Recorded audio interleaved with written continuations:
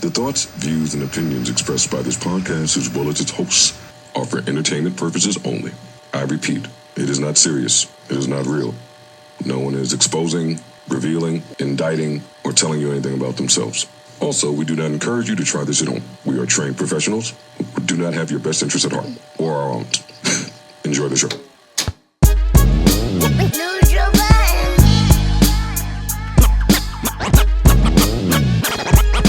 Microphone check, 1, 2, what is this? The JBB back to business. I guess right now we should start the show. I already know how it's going to go. I know exactly how it's going to go, and no one is going to get killed but me.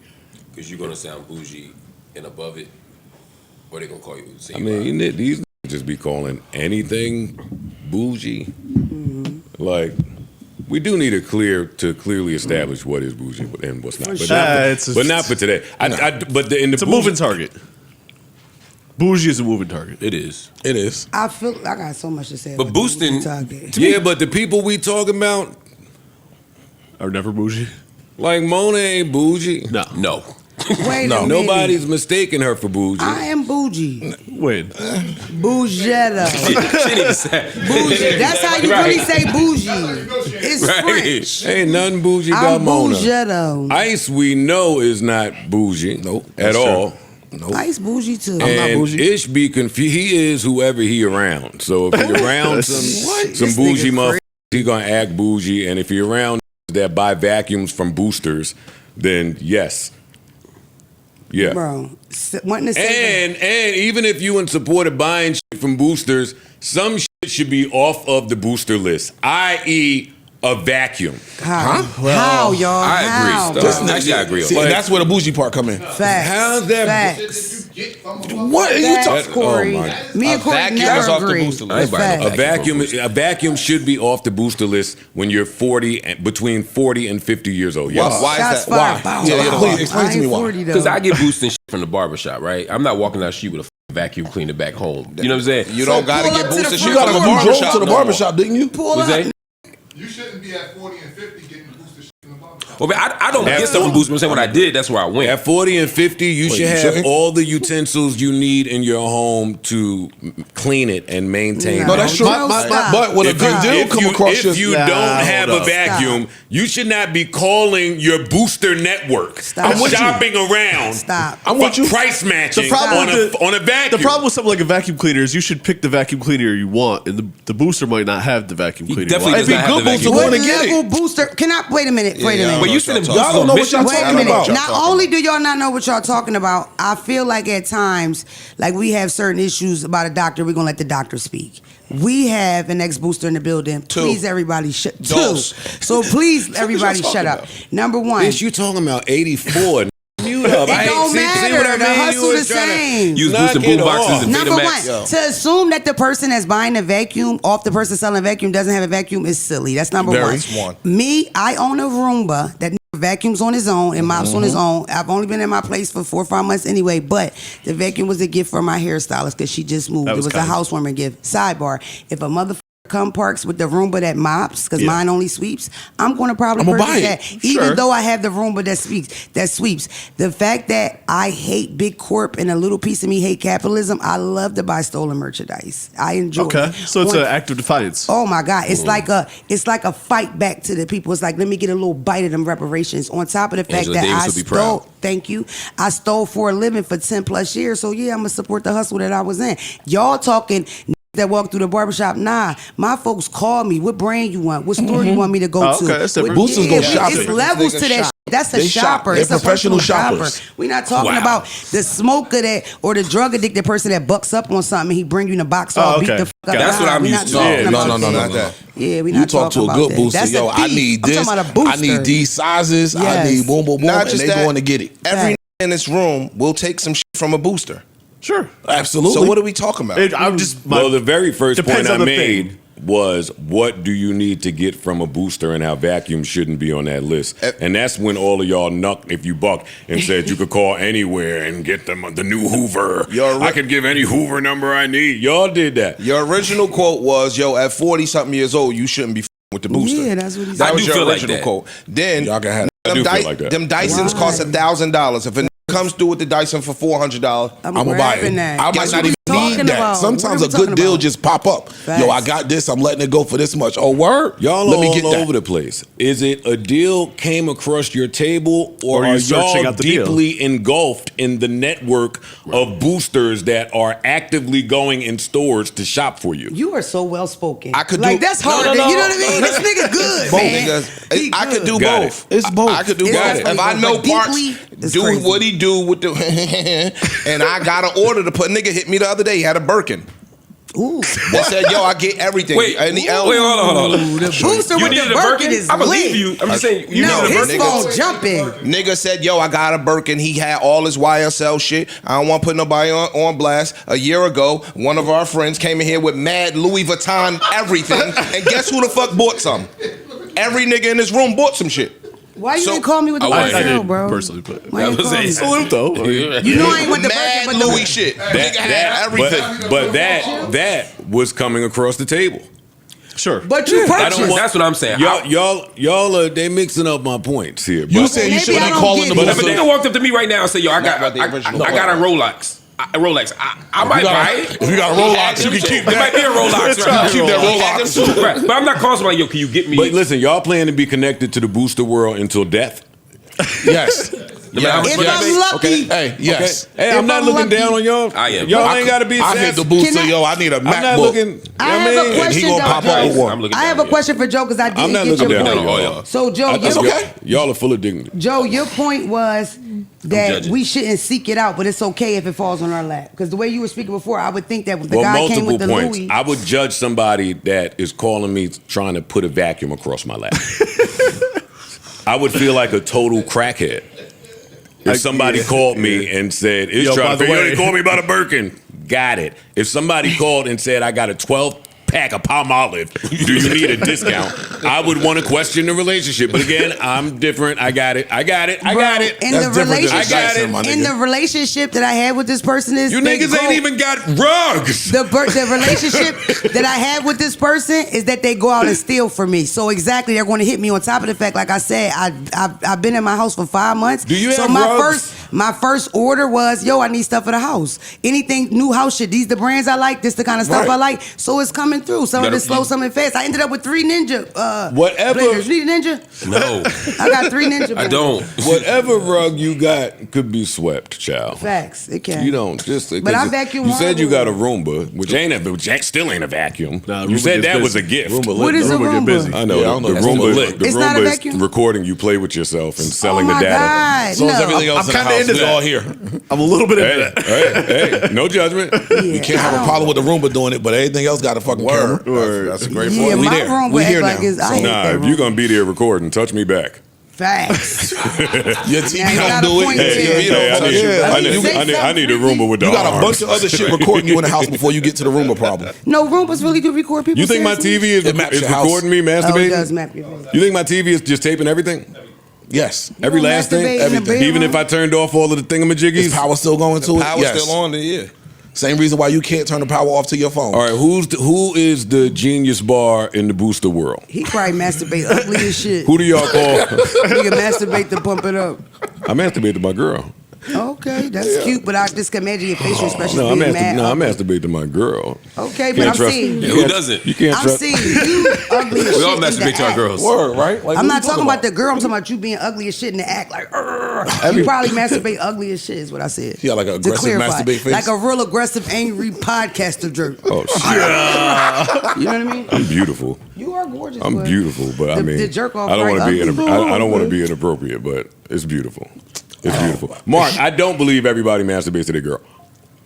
Dude, everyone in here does. Yep. Well, sure. I 'Cause we're in don't. love. Well, I don't this believe room, I'm none sure. of y'all Yeah. masturbate to y'all girl. That's stupid. You could just fuck the bitch. Like, what are we talking I about? guess You we put it masturbate like to that. the bitch you can't touch. Like, what are we talking about? You can always just fuck her. Yeah. I hate playing these games with the guys. So annoying. Sometimes option B is like Alex Hanaud climbing the skyscraper and toe tapping. Sometimes option 2 is like, what did we do today?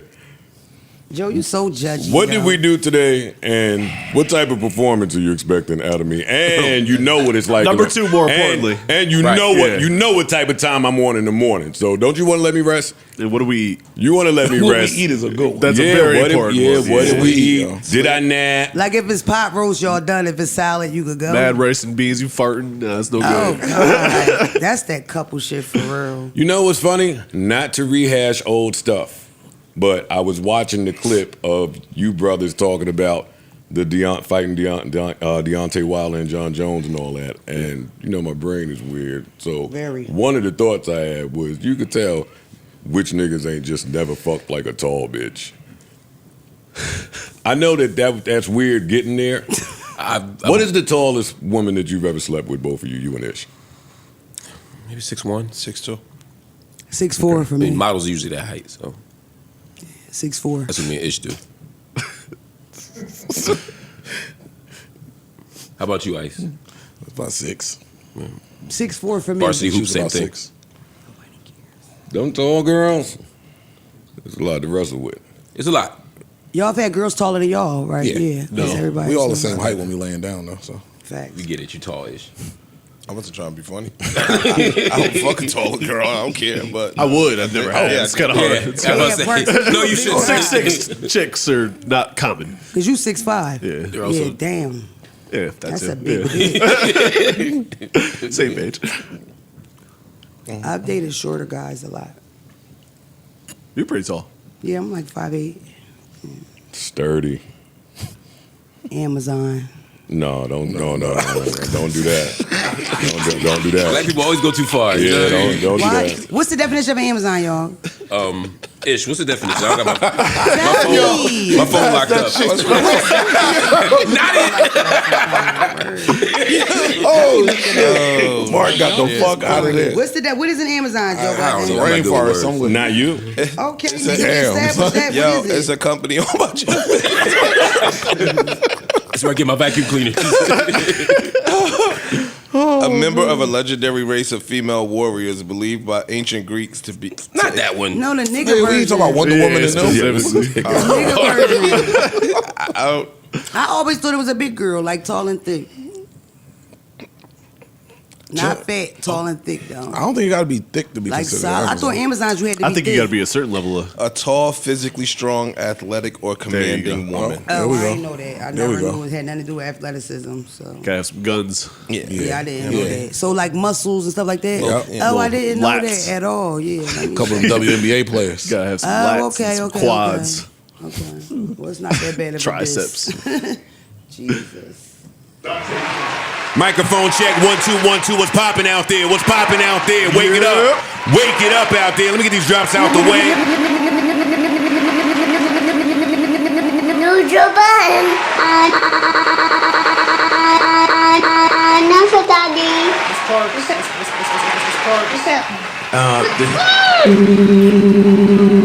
Your eyes orange. It's Marc Lamar Hill, pussy. And Mona.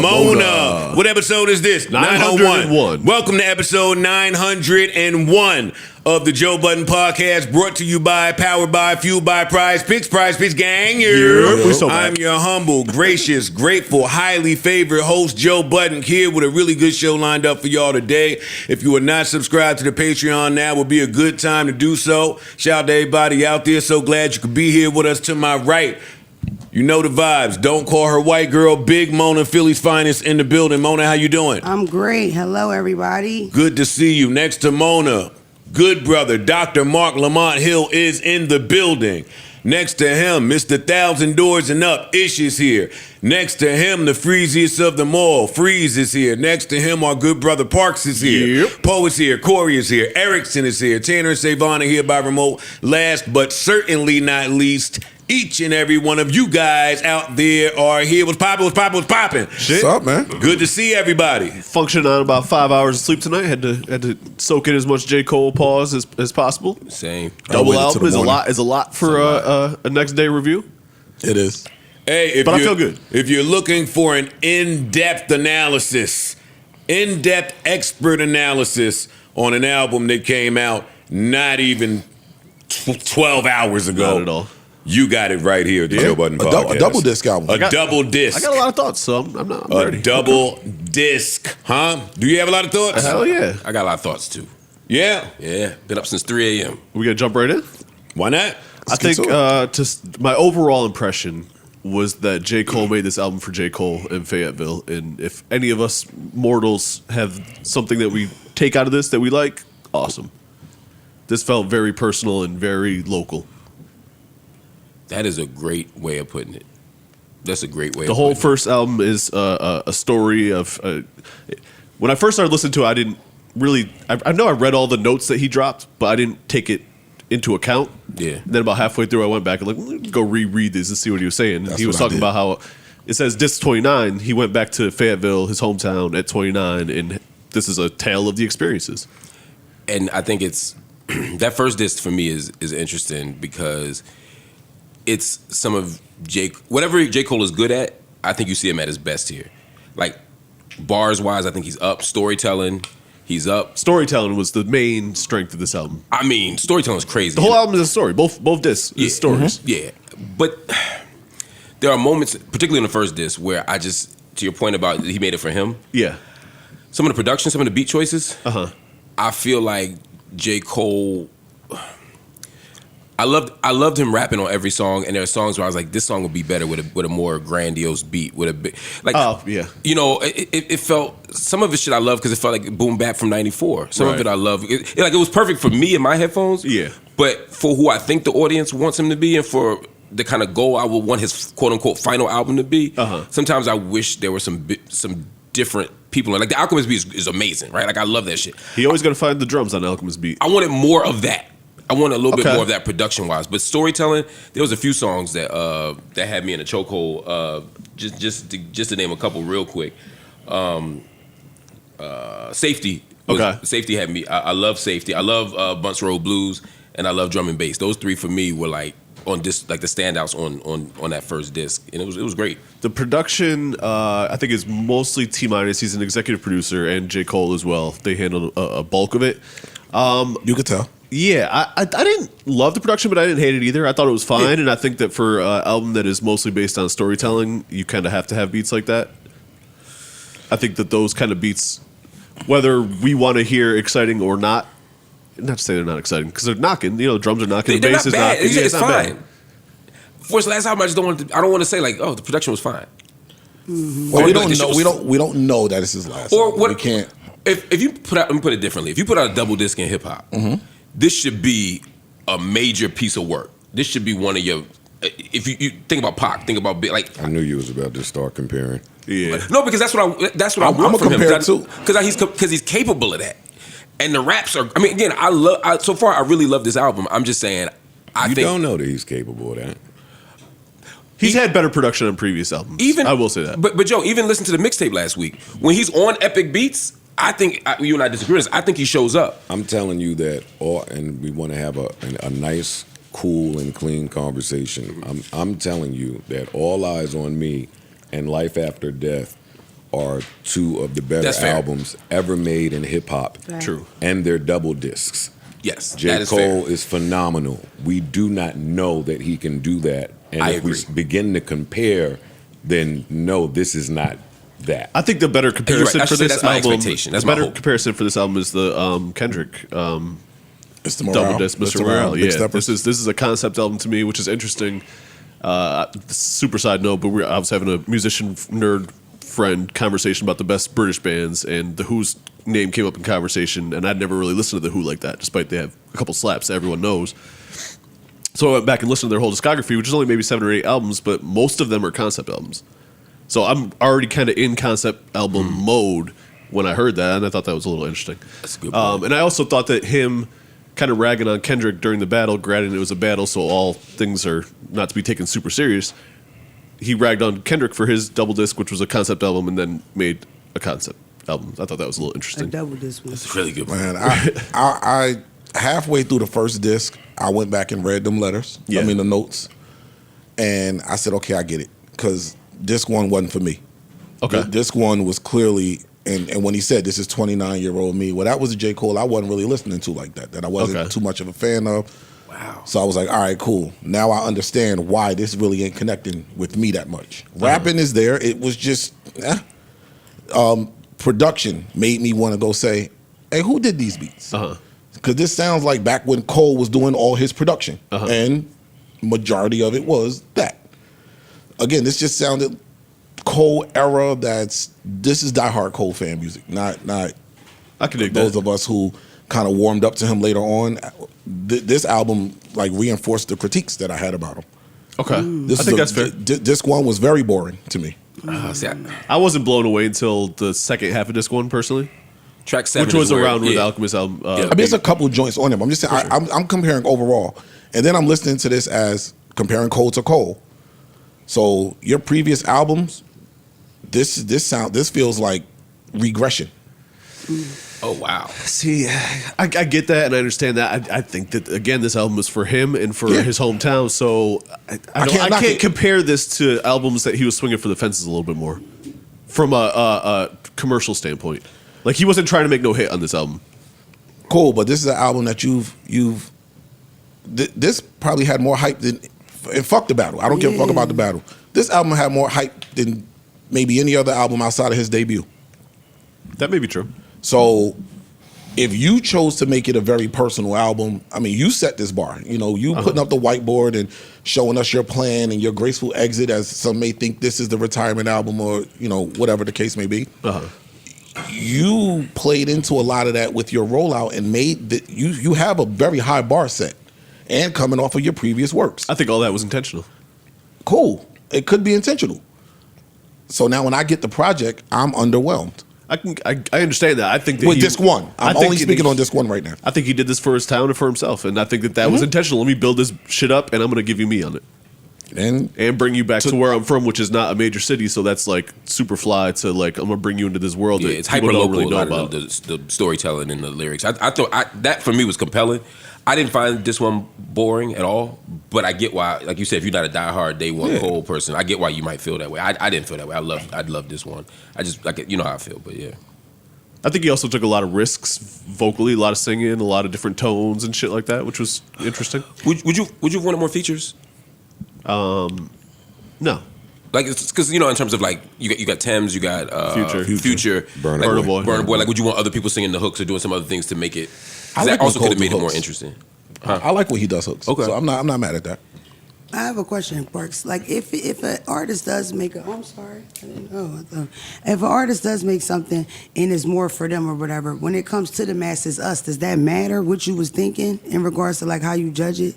Like, if you know the artist making it for them or whatever reason, does it really matter? For us, it matters, but for him, it doesn't. For me, it don't matter. So I don't care what your intention was. I'm taking your art as you presented this, and I'm the consumer. I'm the listener. So when I put the headphones on and listen to it, cool. You made this going into it. This is personal to me, and I want to do it this way. But if it don't sound good to me, then it's just all right. Good attempt. You know, I mean, you might love it because you made it for you. Right. But me as a consumer, I don't love it. When artists say they made it for them, I just don't really get that because you want to make money. I don't know if he said that. That's how I felt. That's how I interpret it. And everybody don't. So what you said, everybody doesn't go into the album trying to make money or something. He's also going to make a lot of money on this. Yeah, some people really are just passionate in creating art. Like they really want this to be a piece of art. And I put him on that side. He don't really do much for the money. But this album from Cole, I have a lot of thoughts. I have a lot of thoughts. Yes, I would have liked more features to answer Marc. To Ice's point, at some point listening, I did feel like this was when Cole was doing his own beats. At some point, I had that thought. I'm going to say that was around disc 2. I thought disc 1 is the one. I like the exact opposite. Yeah. Disc 2 is way disc better. 1 is the one for me. Maybe. Yeah, it's a rapper's rapper. There's a few things going on this thing. I personally enjoy the tribe-ish beats, the Dilla, Conductor, Souls of Mischief. I didn't get that at all from these beats. I felt like that on what's his name? What's his name felt like that. Safety definitely. It wasn't no lo-fi or abstract. It was fairly straightforward beats. Sound like J. Cole beats. Yeah. Oh, I got lo-fi from a lot of these beats. I did too. I got lo-fi from quite a few of these beats, most of them being on disc 2. I appreciate this project because y'all had went back and read the notes. I read them as soon as they dropped. And listening to the project, especially disc 1, I can appreciate going back to your hometown when you're the man. Yeah, I can relate to it a lot. I relate to that. Yeah. I relate to leaving to go get a job done, going to do that job, and then going back home at 29 and at 39. Because you're listening to this shit on disc 1 very early. I was like, shit, when he opened with the country music. Yeah. Mm-hmm. Yeah. It's folk, but yeah. Whatever it was, that sound was like, it brought me to when I'm in South Carolina and on Sunday everybody in church and niggas in pickup trucks and playing gospel or whatever the fuck is going on. He was painting a picture, and I appreciate him painting a picture, right? Like on I don't have the names of all of them, but poor thing.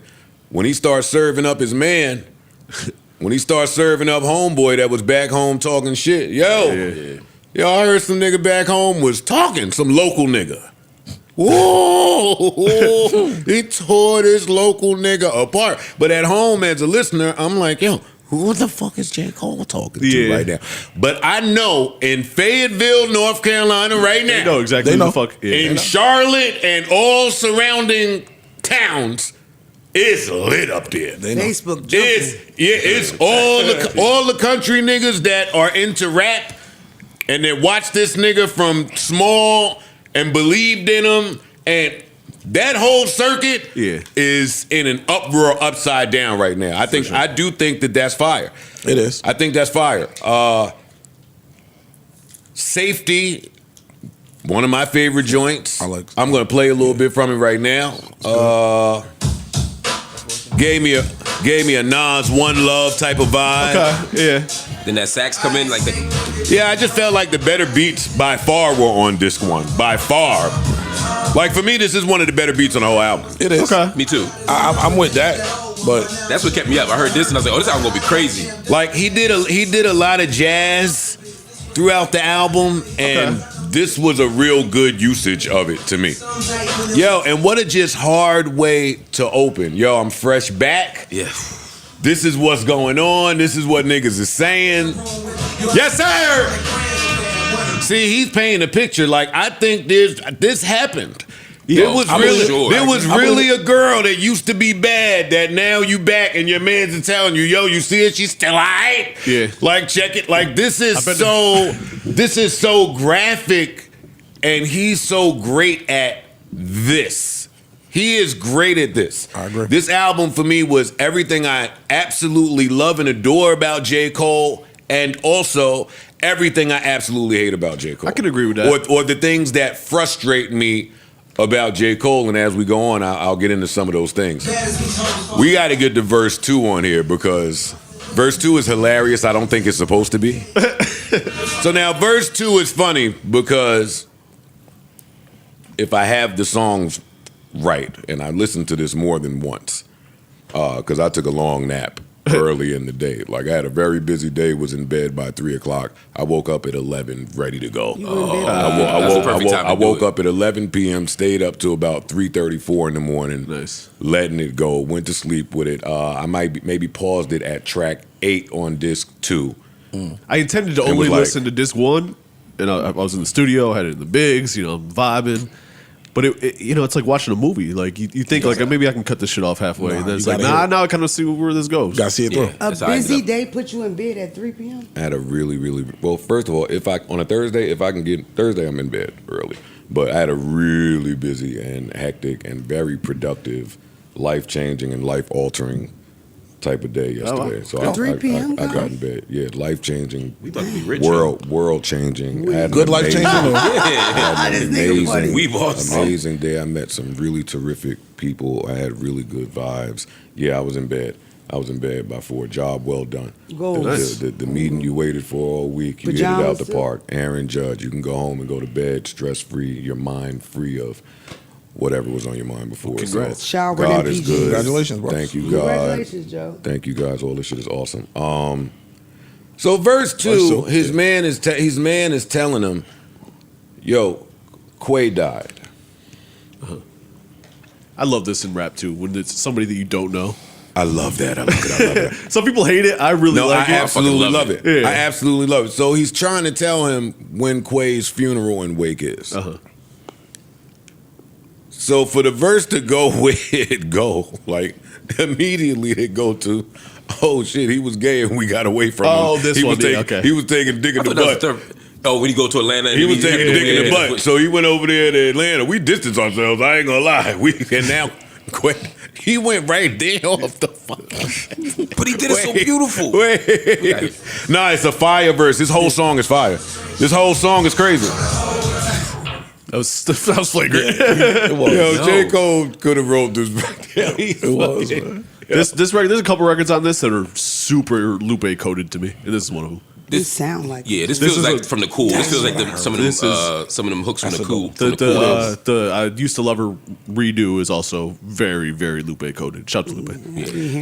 I feel like this, maybe in a perfect world, I feel like to J. Cole, this could be his final album. Like I feel like in his brain, I did it. I'm done. I'm independent. And actually, I'm not so in love with hip hop anymore. I get that from I'm still in love with her, and It's Lonely at the top, which we'll play at some point. Both of those songs are telling me that J. Cole is like he over this shit. It's like me. He wants to ride that bike and chill out. He's over this shit, bro. Yo, dog.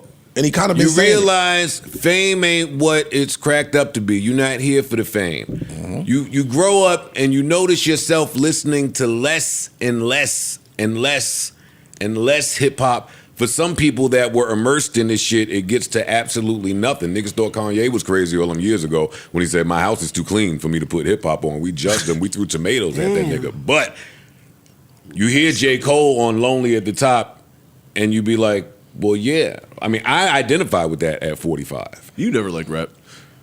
I listened to it. It molded me. It shaped me. And that's kind of what he's talking about a lot on here, which is why I fuck with it so much. We were raised by some of these rappers. For sure.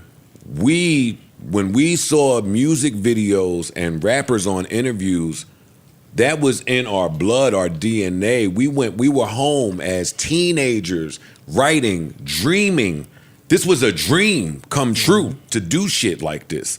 And then you get in it and realize, oh, it's all a farce. Smoke and mirrors. It's all smoke and mirrors. We'll get to that.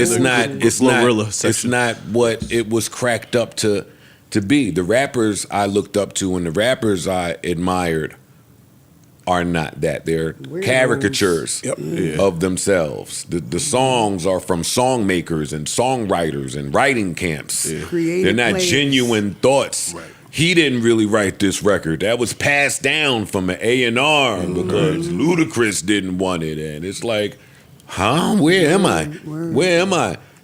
Oh, we can't get paid from certain shit. Oh, we got to go on the road. We got to get money on the road. We got to fight for our now. Why? I don't need this shit. Why? Especially when you're as successful as he's been. Like, yeah, I'm cool. Yeah, man. Yeah, I totally feel him on this. My problem with J. Cole is he's anticlimactic. Yeah. Although he gets into some later in the record, he gets pretty animated. On this too. I want to play Poor Thing because why did he do his man like that? Poor Thing is another one of the better songs, period, to me on this entire project. The best of the best to me is the last 4, 5. On which disc? 2. Oh, see, for me, on both discs If you cut off the final 4 or 5 songs, you missing something. I'm great. Yeah, you missing something. Oh wait, you really? You cutting them? So you going wait? Drums? You got drum and bass? Oh, drum and bass is incredible. Put on drum and bass for a minute. Let me get the poor thing. Let me get the poor thing because he's serving some local nigga up. Also, why I'm not mad at the Fayetteville shit. Great announcement. Is like we've seen regional hip hop just killing. Yeah, regional hip hop looks to be on an upward swing. Even when I was wrong about Take Me Through There. But yeah, it's back. Mm-hmm. So if regional shit is back, I'm one of the best rappers in the world. Nobody's gonna pay no mind to North Carolina. Why would I not? Right. Why would I not? And he been doing that his whole career. Yeah, he a hometown guy. This ain't nothing new. Uh-oh. Hey, local nigga, you thought he was done right there because he started talking about his pride and ego? Not at all. He right back on your ass. Uh-oh. Ooh, and you know he about to fuck you up now. He started a hymn. When J. Cole started a hymn, uh-oh. Wait a minute. Come on, what are you talking about? What are you talking about on disc 2? He is bugging on disc 1. Bugging on disc 2 as well. Super bugging. Yo, imagine being one of the top rappers in the world and hearing that shit that local dude said and doing it. Yo, there's no other album or album rollout or album concept that I would be able to just shoot at the local nigga that everybody in my hood heard. He is flaming this local nigga. Hey, local nigga, man, DM me or something, man. We gotta hear your side. I gotta. What happened? Yeah, what? How you got Jermaine going crazy? Yo, J. Cole just said at the end of the song to the local nigga to let's drop your low. Let's meet up. No guns. You said I ain't real, but I'm back. It's a fair one, right? So now let's see if I'm real. Holy shit, this nigga gonna ride the city bike to the beat. Yo, I fuck with this. City bike. Nah, cause the world don't know he on it like that, but back home. Nah, sometimes it be that one person. Like, you. All right. I absolutely love that. Let me see. Legacy, Super Fire Girl joint. Super Fire Girl joint. I'm not gonna beat you down. Bounce Road Blues, Tim's. Come on, stop it, y'all. That's my Alchemist shit. Future, J. Cole. Yeah, you can't miss it. Yeah, stop. On which one? Bunts Road Blues. Bunts Road. This is what you talking about. That shit fire. Bunts. I'm fucking it up. Yeah. Bunts Road Blues to me is that's one of the better records. One of the better records on the entire album. Shots on Cat. And back to Marc's feature point. That's what made me realize J. Cole for me is too monotone for double disc. Yes. Agreed. Yes. And then he's too monotone for double disc and J. Cole beats. And put that together and no features. And I'm saying that as an MC that also was monotone, more monotone than him. He does more with his singing and with his vocals than even I did. Yeah. But he don't have the voice for double disc. So when Tim's came on, it was such a breath of fresh air for me. For sure. It was when Burna Boy came on disc 2 on that, what am I yearning for, on that flip. That's the other thing about disc 2. The Mobb Deep flip, I did not love. That's one of my. On disc. Well, no, you're talking about not. the realist flip. Yeah. There's 2 Mobb Deep flips. Oh, okay. There's Drop a Gem on it, which was on this end of. No, you know the one. I'm talking about the Village. I'm talking about the I one didn't love that's that either. one of my favorite beats of all time. Yeah, they did too much with it. That's one of my favorite beats of all time. I did not love that. Didn't love what he did with the DMX. How's it going flip. down? Like some of the flips, I didn't really love, and for me, those were on disc 2. But back to this one, Bunts Road Blues. I feel like we got to play some of that. We got to play a little bit of that because, come on, man, come on. Absolutely fire. We know who did this beat? Alchemist. Fucking Alchemist, yo. Listen, Alchemist, I love you so much, yo. Beats that feel different to me. Yeah. I love that most of the beats are doing something to help with for me that helps with the monotonous tone sometimes. Y'all lying, man. Come on, stop it, yo. Fix y'all fucking faces around here. Stop it. Stop it. I don't know how free. Yo, what new accounts? What up? Wake it up over there. What's up? I'm What's up? Y'all good? I'm great. Y'all lying on this if y'all not fucking with this. Joe, This song, no. I like the beat. That's the only thing I like about this record. This particular song. Really? It's regular. Even with the little Usher John. He says regular. It's 7 o'clock. I didn't get to disc 2. I heard mostly all of disc 1. And if you're saying disc 1 is the best disc, nah, you like disc 2. You don't like disc 2. You don't like disc 2. I'll tell you. Well, I don't know, because you like Boom Bap Shit too, though.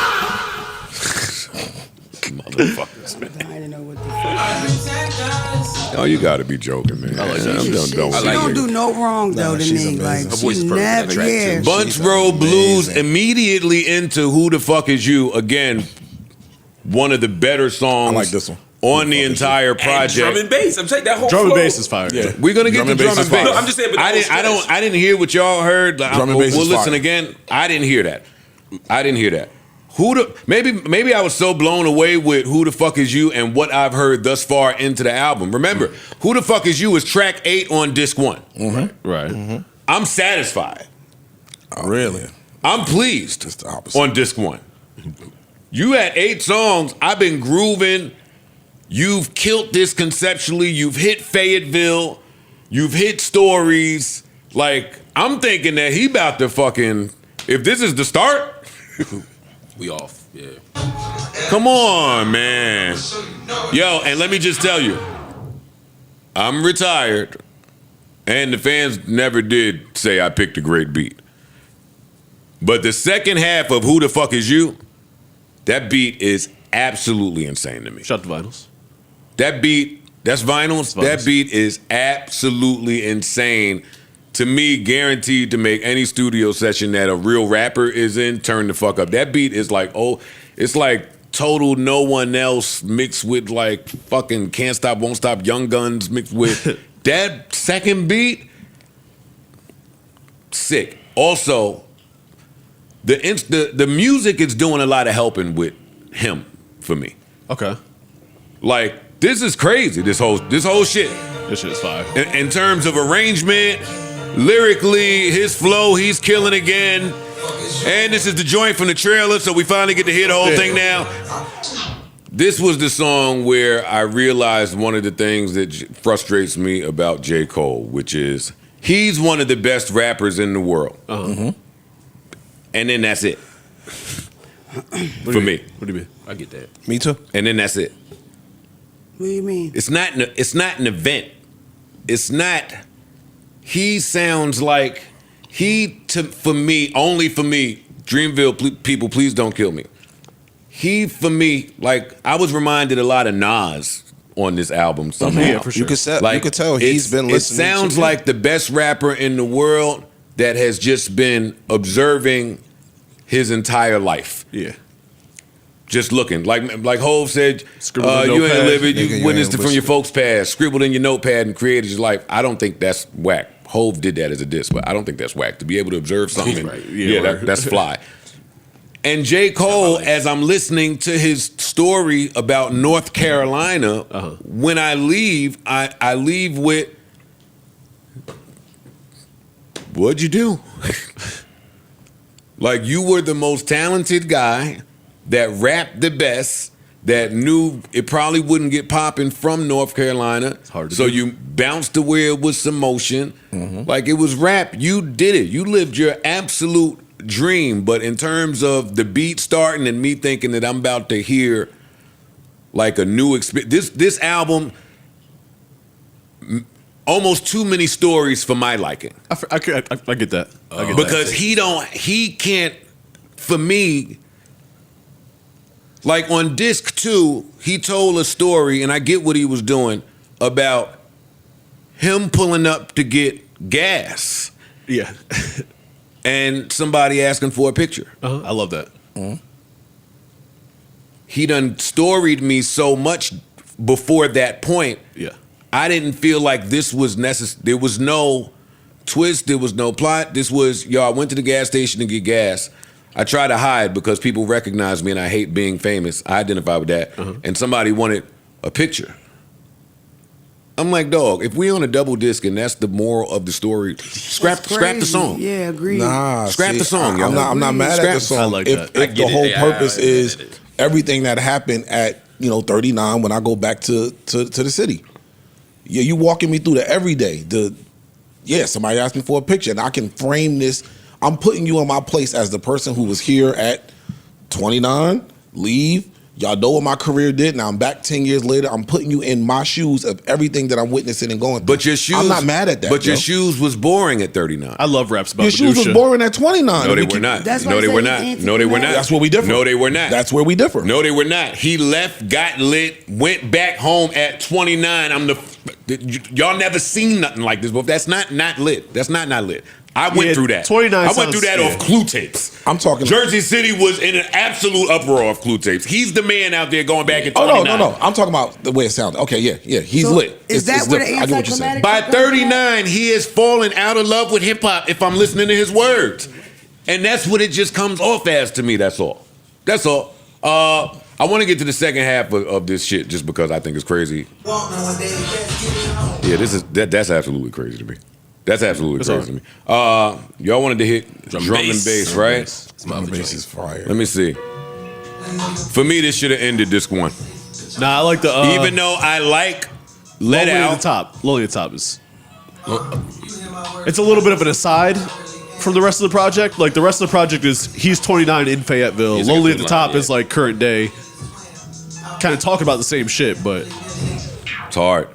It's hard. The Let Out was unique. I don't hate it, especially toward the second half. I like that record. I saw a lot of people not like it. I get it though. Again, it's the narrative. It's all in the narrative. I get it. It's part of the story.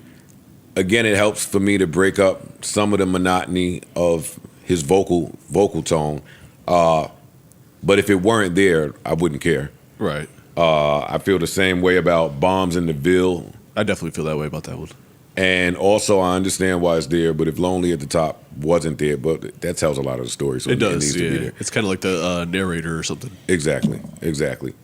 Yeah, but I just thought he was doing such a great job with the story that a lot of disc 2 wasn't needed. Whole new story. Yeah. Whole different story. Without substance for me.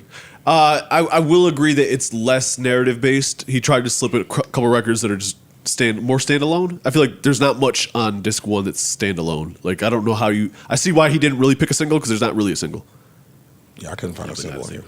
I think that the Tim's record is a single. I think that the Burna Boy record is a single. I think that Legacy is a single, and there was one more record on here that I thought was a single. I don't think that he goes into album rollouts in that state of mind, especially as an independent anymore, like single. But do I think that there are records on here that are gonna continue to pick up and support the project? Yeah, it's there. It don't sound like just all for the backpackers, all for the J. Cole heads, and all for the lyrical miracle niggas. It don't. Oh, I agree. I think that he tried to still appeal. I love the intro on disc 2. Yeah. I do. I love it. The fall off is inevitable. I already had. Yeah, we had that. So right. Cool. The Villas, did y'all care about? That's the I'm one trying to hear what y'all heard on disc 2. The Villas is the one with the second mob flip, the one you said you didn't like. Yeah, I love. No. I'm good on that one. Yeah, I'm cool. And then Old Dog is disc 2. Yep. I love that. Let me find that one. Here we go. It's just cool to me. Yeah, it's not my favorite. It's just cool. It's just cool to me. That was the first song I ran back afterwards. Like, oh, really? Let me run this back again. That was the one? That was just. I get it. For your music taste, the beat, I get it. Yeah. Yeah, see, that was cool. Another record to me that just helps with breaking up monotony because you're on disc 2 at track 5. But to me, it didn't need to be all this. If you condense these projects to 16, 17 records, I think you're having an entirely different conversation. And even that's a lot of music. 16 and 17 records on a project. I don't think he shouldn't have had no problem taking off at least 7 of these records. Zero problem doing that. That's my opinion. Especially if we weren't gonna get some more rap features. Rap features help on a double disc. Yeah, I get what you're saying. I just don't think that was his intention. Not at all, because he was telling the story, and he don't need y'all to tell his story. Right. So I get it. I feel like this should be his last project ever. I feel like it won't be his last project ever. So. It never is. And listening to this, sometimes it is. Listening to this project, don't tell me you going off to. Yeah, I don't think so. I think we'll just get a different J. Cole. I think we'll just get rapper J. Cole as opposed to like life story J. Cole from now on. Nah, I think we're gonna get what's it, 39? I think we get 45 J. Cole telling us what now, because now this is a whole new life. I'm independent now. True. I own all my shit now. Now I'm moving a whole different way now, and now we're gonna get that version of your life. And in your heart, you're still a poet. You're gonna write. Oh, true. That you're gonna get that. Don't mean release. Yeah, I think exactly. That don't mean release. And if you listen to him at 39, nothing sounds like he wants to continue to be seen or heard. He sounds like he's totally ready to do the Frank Ocean. I see him doing the Andre 3000 thing, going away and then popping out with, I mean, maybe not a full project. Well, even that, a couple joints. That's not really heard and seen. If we Well, say, yeah, we say the same thing. yeah, he don't sound like he would. He's not gonna be active. Yeah, he'd sound finished with niggas. I ain't gonna lie. And I did it all. Again, what else? I said this before. What else does J. Cole have to prove? I didn't feel like Life Sentence was necessary because I had Legacy and the Burna Boy record. Let me get to Only You. Hold up, because another one of my favorite records on this project. One of my favorite records on this entire project, Only You, Burna Boy. That's hard, man. We have now reached the entree portion of the album. To me, this is the steak. This is the lamb chops. This is where These the are the album songs. is. Yeah, That's a single. These are the songs. Where? Right now. That's a single. Man Up Above. I love her again. Yep. What If? Yep. Quick Stop. I know you don't like that, but I do. And the whole world is a bill. Oh, then Yeah. you really gonna be mad at what I gotta say. Let's go to Man Again? Up Above. Man Up Above. Let's do it. It's fire. Hard. That's fire. Amazing. Hard. That record is hard. That's fire. We are at the lamb chops. Ish, what's up, man? It's cool to me. I'm dead ass. Like nobody can. He's one of the best rappers in the world. Yeah. But for me, this has no replay value. Like I'm not going to be listening to this in my car. That's just the honest truth. Like it's anticlimactic. Like I think that he kills shit on so many features because it's somebody else's song. I think the production on somebody else's song. I think hook on somebody else's song. When he gets on it, it has all of those other components. Now you just adding his genius on it, so it's just amazing. When his feature run is amazing, but when I listen to him, it's just it's blah for me. It's just blah. Can he rap? Of course. Nobody in the world can undoubtedly say this nigga can't. He probably the best, one of the top 20 rappers ever. But the songs, and it's just real monotone. And it's just like if you hear one, you hear them all. Almost. Oh, I disagree with that. The content in these songs are all very, very different. Yeah. No, I'm not. Yeah. I see what you're saying. Sonically, all of get these it. songs kind of, it's just a one monotone flow throughout the whole entire album for me. Nothing after Man Above did I need. Shit. Oh, you're bugging. Absolutely, You are zero. bugging. You did. I Love Her after Again? Man. I don't know if you listen to him enough. Listen to I Love Her Again one more time. Yeah. I did. And you know what you I did multiple times. Oh, I believe you. I'm saying one more time, just for the people. He a student of rap. No, though. no. Listen, I'm gonna hear this differently than y'all. He's a student So of hip hop. I want to start there. I'm not gonna hear this the way that y'all are hearing it. One, two. I'm not saying it's bad. I'm not saying it's bad.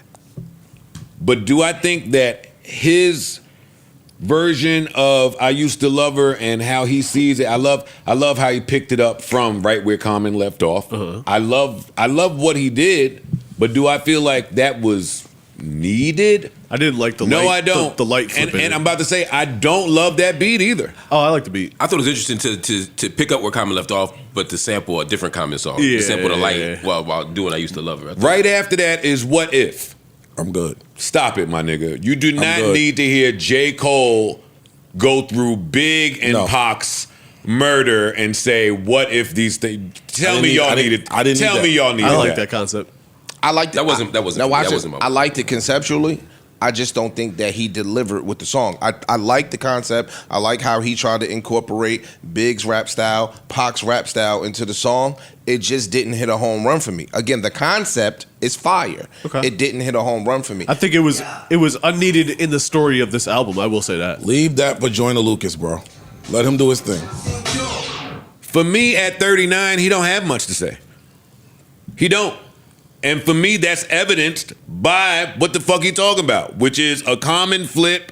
Yo, Biggie and Pac, if they was still around, nigga, you're 39. What are you doing? You was just lit in 29. You was tearing niggas up. You back in the hood. They loving you. The old bitches is back. They hitting your line. Where you at? What you doing? You hype about it. At 39, he's already out of love with everything. Yeah, though, none of this shit impress me no more. And it sounds like that to me. I don't feel none of this shit no more. But it sounds like that to me. That's why you only need 24 songs. Yeah, that's what I'm saying. That's what I'm saying. It shouldn't feel like that to me. And to your point, when you first started, you know I was trying to be quiet. But now you woke me up a little bit. My nigga, everybody's been waiting on this album for 2 years. So if you set the bar up there with your track list and all that other shit, I don't really want to hear about your life story. I don't. Put that shit on the mixtape for your local niggas to know the nigga locally that you talking about. The world don't necessarily want to know about Lil Rah that's coming for you locally. Not me. And then for him to get to the end of this song and say, oh shit, she was like that from jump. Then you, one of the best MCs in the world, didn't need this to convey it for me. That's for me. And I disagree with earlier. Well, I don't know you say disagree because I don't know exactly that's what you said. Somebody mentions Ice. You mentioned something about it has nothing to do with their battle. But I feel like when he stepped back from that battle, I think people did expect to like get something when this came out. You know what I mean? Anticipation, right? Because if you gonna say, look, that's not good for, because I respected that to know that that's not good for you mentally. But I'm totally waiting for you to do something like once you put your stuff out. You know See, I think that he did. This is a much more difficult album to make to me than trying to just do make some slaps. Like this is an undertaking to tell a story for fucking an hour and 41 minutes. I understand why you might not like it, but I understand as an artist and someone who's in these studios and someone who tries to push some boundaries, like that is much more difficult than just like getting some dope beats and flaming it and getting Future on the record. Yeah. Like, all right. I'm not mad at. I can respect the attempt and still not like the product. For sure. That's me. Also, I thought this part of disc 2 had some of the beats that weren't as lit as the jazzy disc 1 beats. Like this gives lo-fi to me. I can't even hear that. Yeah, I was hoping you turned that off. I don't want to hear this. I can't listen to that. I don't want to hear this shit. I feel like my problem by now he said everything that he wanted to say and needed to say, and we could have closed this album and been off to the races. But some of this is extra. This is extra. What if? I just feel like he's too good of a rapper to do that right there. I don't need that from you. Fair. Not from you. Like the bar is high for J. Cole, my nigga. If you were gonna take that concept, you had to deliver better than that. Well, and again, to my earlier point, Mortal Man exists. Like Kendrick kind of touched on the Tupac thing and kind of did it better, like a lot better. Though. Yeah. Bro. This is quick stop. This is 3 in a row where I love this one. Yeah. You don't fuck with that one? I'm with you. Again, yo, the raps are the raps. It feels like to me, he found a beat with some music that he loved so much, because I love that music. Gotta use this. Didn't call for nothing. He's not saying nothing on here. I didn't need the M Renegade flow for whatever there's nothing he's saying on here that we need this on a double project. Listen, I like it. But if you're making a double album, whoever is on the vote team, if there even is a vote team at some point, he might have records he left off. Mm-hmm. I'm sure. Like maybe it's a deluxe coming. Of course. But this for me didn't feel like it was that important for the story or dope enough to be in. Yeah, but I love the music because I love the saxophone and the strings and. Was that the harp? But this flow is bothering me. See, he done killed the flow the whole album, and now I got. Oh yeah, this is the one. Yeah, get him the fuck now. Back this up, nigga. I know you don't have nothing to say because you at the gas station in a hoodie and somebody asked for a picture. Yes, J. Cole. Somebody wants to take a picture of you. Yes, I'm sorry that that's such a big event. Listen to this. No, shut the fuck up. This for me, this is the adult version of him telling us when he lost his virginity in the class. Oh, I think that's totally different. This is the adult version now. You didn't have nothing to say. You went to the gas station. Somebody wanted a picture, and now because you just need another song, we have to hear that story. See, I see it more like, you know what? What happened in the story? What happened? I challenge you, since y'all love it so much. At the end of it, what happened? Family song just sound good. All right, I'm done with you. What do you want me to do? What do you want me to do? Let's listen. Let's listen. Nothing about him at 39 sounds lit back home. It's no story being told. I don't want to sound lit. That's the story, there's though. nothing happening. There's no story being told. I think there is a story. There is, yeah. To me, the point is that he goes on his whole kind of pilgrimage back home, and by this point, he realizes that home will never be home again. Right. Because even when he's in a hoodie, even when he's pumping gas, even when niggas trying to just sell him weed, just some regular everyman shit, he gets recognized, and he can't be himself even at home because now he's still got to take pictures. I'm telling you that's how I felt, and I maybe I can relate to it, but that's not the Sopranos ending that he thinks it is. I think it is. Like, you can't go home again. All right. I mean, this might be a taste. I feel you, but it didn't feel as anticlimactic as it. That don't sound anticlimactic. Not to me. Not to me. I had to Google to see what that meant. It makes you add that extra C. Climactic. I hear you. I'm with you. What you were saying? You had your hand up. I was about to ask Mark, like, once you reach any level of notoriety or any level of popularity, nigga, I'm not J. Cole. And you can't go back to East Hanover. You get what I'm saying? Like, I'm with you. I Yeah, don't like if we take him at his word and this is his last album, nowhere in the world do you think. I don't like hearing this from Ish because he had a song called Wawa. And I'm not J. Cole. That is my point. Wait, you had a song called Wawa? No. It's a joke. But that's I my never point. know with you. I'm not J. Cole. If somebody is saying to J. Cole and Dreamville fans 10 years ago, yo, J. Cole is going to announce his final album. It's going to be a double disc.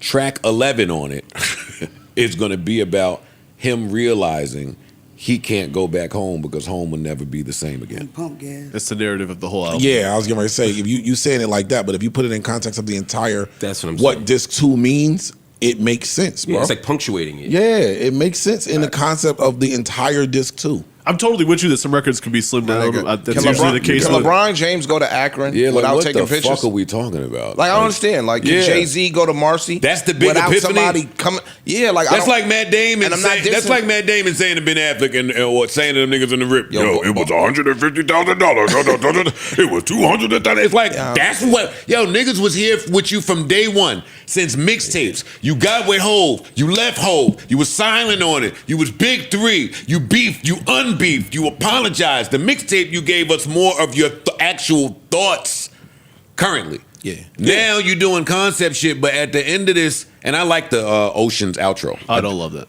I like the music. Oh, I like the music on the outro. I like the record right before that. That's probably the best rap performance. What's The Whole World Is the Ville?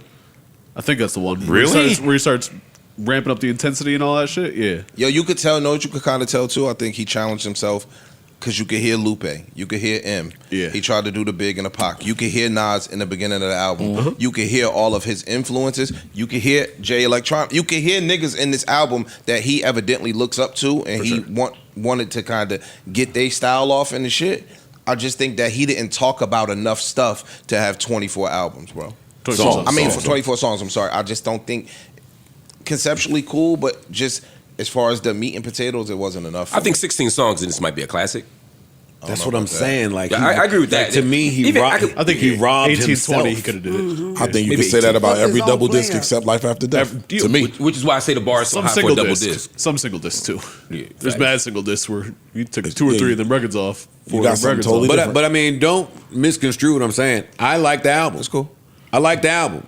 There are some of these joints that I'm going to go back to, especially the girl joints. Especially that Burner Boy, that Tim's, that Legacy, them records. This is going to be around for a little bit. Some of these songs, but again, back in to the point. In the scope of his discography, did it change much for me? Absolutely not. It's still probably Forest Hills Drive as his best project, with Off Season being my favorite project. I flip flop those, but I'm right there. Nothing he did changed that. I kind of agree. I definitely agree. In the greatest scope of this falls back towards earlier Cole, really, honestly, for me. But he the one saying, yo, this is if Hov put out Reasonable Doubt last. It's not. No. Hell no. That's not true, J. Cole. Yeah.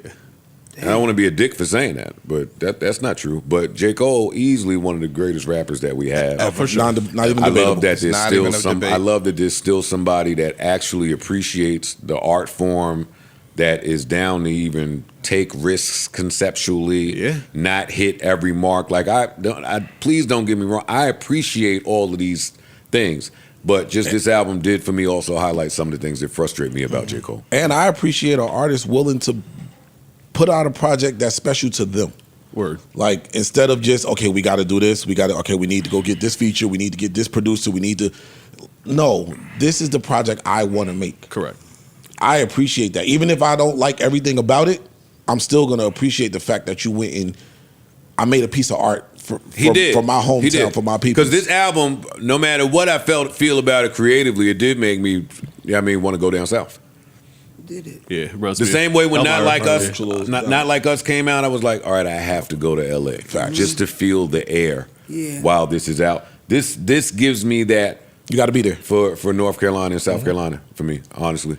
I should call some of my cousins and see how they rocking out there with it. I already know what they're doing up. I already know. This nigga's got to be like a. That's what I'm saying. I love regional hip hop being back. And if you a god in your hometown, get your shit off. Go ahead, dog. Go ahead, dog. I don't have nothing negative to say about it. Go J. Cole. Go J. Cole. Congratulations. And congrats J. Cole fans. I seen a lot of y'all like happy y'all got this project finally. So for sure. There you go. And good way to set off the year. Like it's February. Yeah. Like let's not be fucking selfish and entitled hip hop fans. It's February. Mm-hmm. The guy gave us a mixtape or a mix EP, whatever you want to call it. He get two and a double disc. Yeah. Along with just staying silent, staying focused, and presenting his art the way it was meant to be presented. J. Cole the person and J. Cole the human. And MC. But for me at 45, it's who you are as a human in person first. And then your artwork could come. The art could come later. So J. Cole, Dreamville, salute, man. Salute. Great job. And congrats. Great job. Because it's fully independent. I don't know what the business is, obviously, but it seems like it. Well, he said it. I ain't a slave no more. I'm done. I'm independent. Everything is my shit, nigga. Shout out to Vinyls. Vinyls, you are absolutely amazing, dog. T-2. T-minus two brothers that know how I feel about them. Two guys that are absolutely amazing. Jake One did the used to love. Oh, Jake, this is my whole crew, man. I gotta come back. Man. You got Jake. Yeah, go Jake One. Shout out to whole Seattle, man. All right, it's time for my favorite part of the show, Prize Picks. All right, the big game is almost here, and there's no better way to cash in during America's biggest sporting event than Prize Picks, where it always feels good to be right. And since the big game is right around the corner, that also means this is your very last chance to get into the football action before next season. So close the season out the right way with Prize Picks by getting $50 instantly in lineups when you play your first $5. Prize Picks is really easy and simple to play. All you have to do is pick more or less on 2 to 6 players' projected stat line, and you have your chance to win big. On Prize Picks, how you play is totally up to you. If you want flexibility, choose Flex Play, where you can get paid even if one of your picks misses. And if you want the biggest payouts, go for the Power Play. No matter your play, Prize Picks is a great way to put your takes to the test. And now, for the Joe and Ish final picks for the big game. That's right. Now you can order your pizza and chicken wings in peace. You ain't even got to think about what you're doing on Prize Picks. You know why? Our good brother Ishmael is holding you down, huh? You want to get down in Ish's new friend network? Huh? You want to talk to him about it? You want to chat with him, DM him, fireside talk? Huh? You want to text like he got a Mike Jones number? You know, a side phone? You want to chit-chat with Ishmael himself? Let me give you some of the Joe and Ish picks of the week right here. We are going with Drake May for more than 220 passing yards. Okay. I'm not rolling with that. Stephon Diggs for more than 43 receiving yards. Okay. Sam Darnold for more than 5 rushing yards. And Hunter Henry for more than 5 targets. Yo, be sure to add us on socials at That's That Ish on Instagram. And what's your Twitter name? We'll get right That's back That to Ish? you. What's your name over there? I don't know your name. If I over win there. you some money, send me some spanky. What's your Twitter name? That's that. That's That Ish. That's That Ish on Instagram, Twitter, Snapchat, Grindr, LinkedIn, Yo, you put Tinder. The grinder is crazy. Bumble, Tinder. Hinge. It's That's That Ish on Puddle of all fishes. Hinge, Unhinged. That'd be a fish. Mi Gente, he still got his account. He still got his Black Planet account. You know where to find him.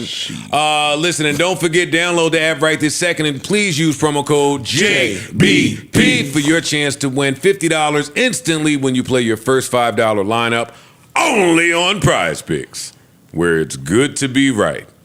We want to say congratulations to Matthew Stafford for winning MVP. Let me hit the round of applause for my guy, Matty. Matty Stafford announced he will be back for next year. I didn't doubt that at all, so way to go, Matt Stafford. We want to congratulate the wide receiver over there for the Panthers. He won the Offensive Rookie of the Year. Yeah. Myles Garrett for the Defensive Player of the Year.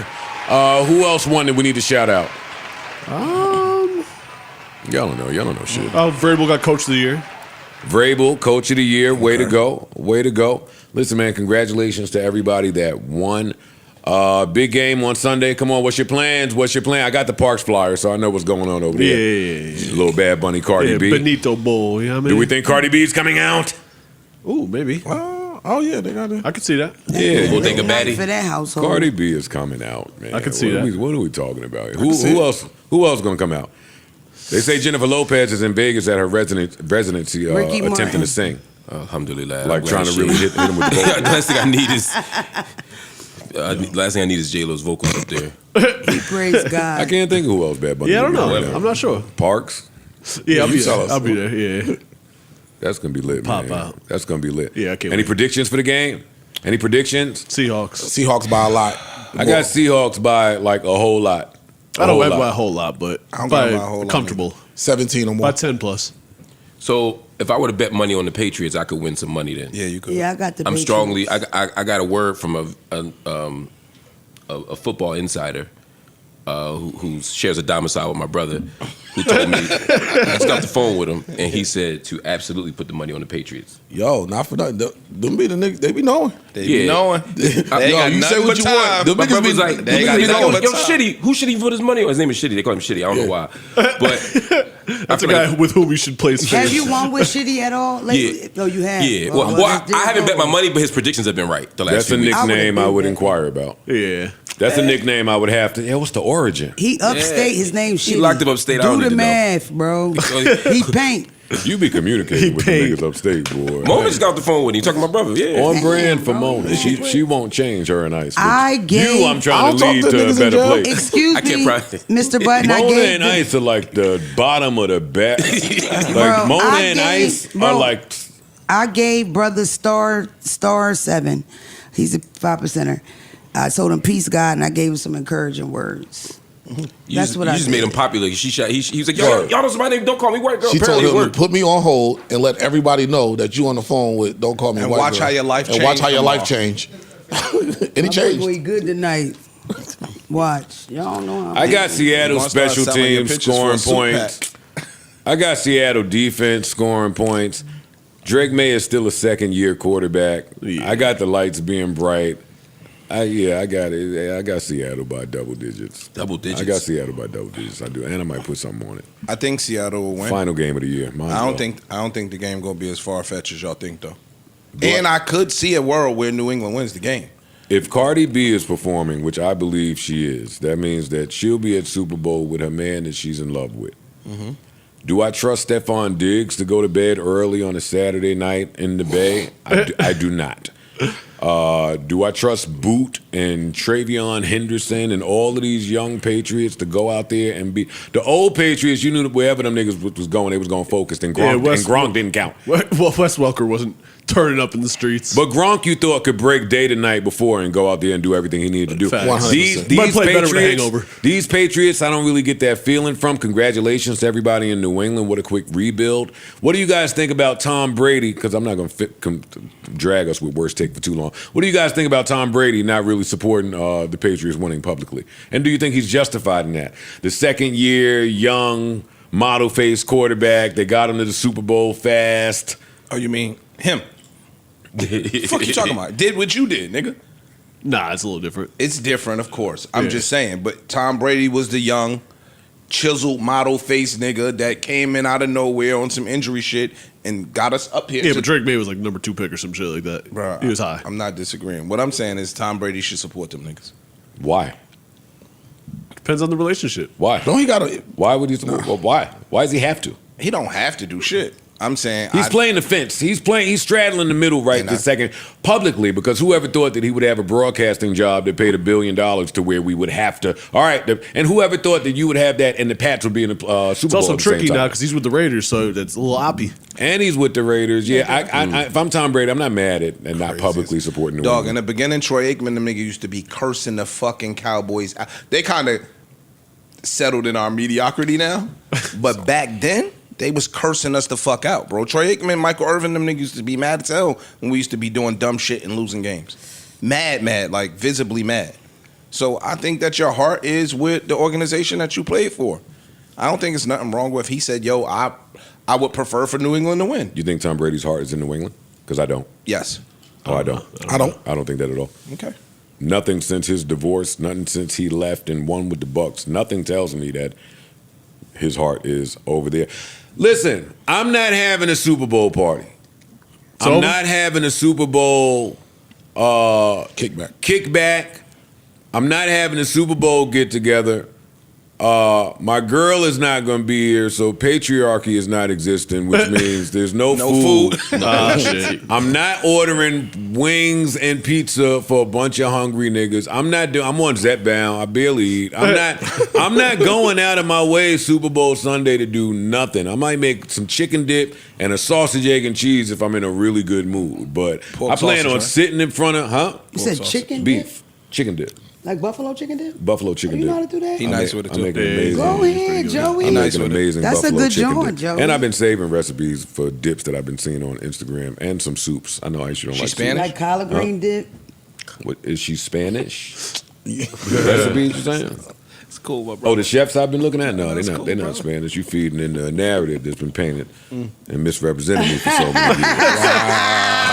None of that. I like soul food-ish, if you didn't know. Soul. Damn. Soul. Oh, you moved over. Soul food. No, that's been for life, my Change brother. cuisine. That's been for life, my brother. Not to change cuisine. They funny. I mean, this nigga over here with chicken casserole. Shut the fuck up. Oh, my God. I want to hear that white shit you be eating. Anyway, where was I? We were talking about Super Bowl. Tom Brady. Oh, yeah. So ain't nothing fun happening at my house for Super Bowl. I'm going to have a candle or incense lit. I'll have the game on some surround sound speakers, but don't expect like a big hurrah. And if you just hit me on the humbug, don't think you coming and it's going to be just shit laid out everywhere. My girl is back home buying all this Super Bowl football, make the table pretty tight. You such a dweeb. Like I get the people that's into doing shit like that, but when real niggas see it, it's like, Nah, and her team there. That's cute. Oh, that's true too. Yeah, people do that when they hometown team go. Yeah. Hometown team. And she That a motherfucker girl. ain't been to Boston in 37 That's years. that's a home team. Bro. Yeah, I know it is. Nigga. I might go to Her Boston. mom is a fan. Nigga. Now your team there. Now, oh, my team. Knock it off. I love you, baby. Hayden. Yep. Back to music. Ella May put out a phenomenal project. I can't wait to listen to it. I ain't listened to a single note. Yeah, I know. I ain't even an R&B dude. The album Y'all know to that. me yesterday early, and I was just like, I ain't had nothing to do, so I listened to it. Yeah, that shit is fire. She has a fire project. Shouts to the executive producer on that one. You might be an R&B dude when you in the house, though. When you in the house, I might could see you getting in your bag before a little cunnilingus. The little what? Before a little cunnilingus. For what? Is that here? You know the word. Come on, what's the word? No, say it again. Cunnilingus. No, you got it. Cunnilingus. Pretty close. I can see you throwing on a little Max B folded. Wait. Oh my God. So before that cunnilingus. I thought this Yeah, nigga was gonna fuck say the Maxwell. This Max nigga B. said Max B. He's crazy. He's crazy. Now you know Freeze boxer. throwing on the Max B Nigga's an folded. idiot, He's yo. crazy. I let your body decide if this is good in a big freeze. Like, bro, Put a little he's sexy crazy. love on, you know. Scratching her shit up with that rough ass beard, nigga. Salute. Getting Beijing all over the pussy. Oh my God, bro. This shit.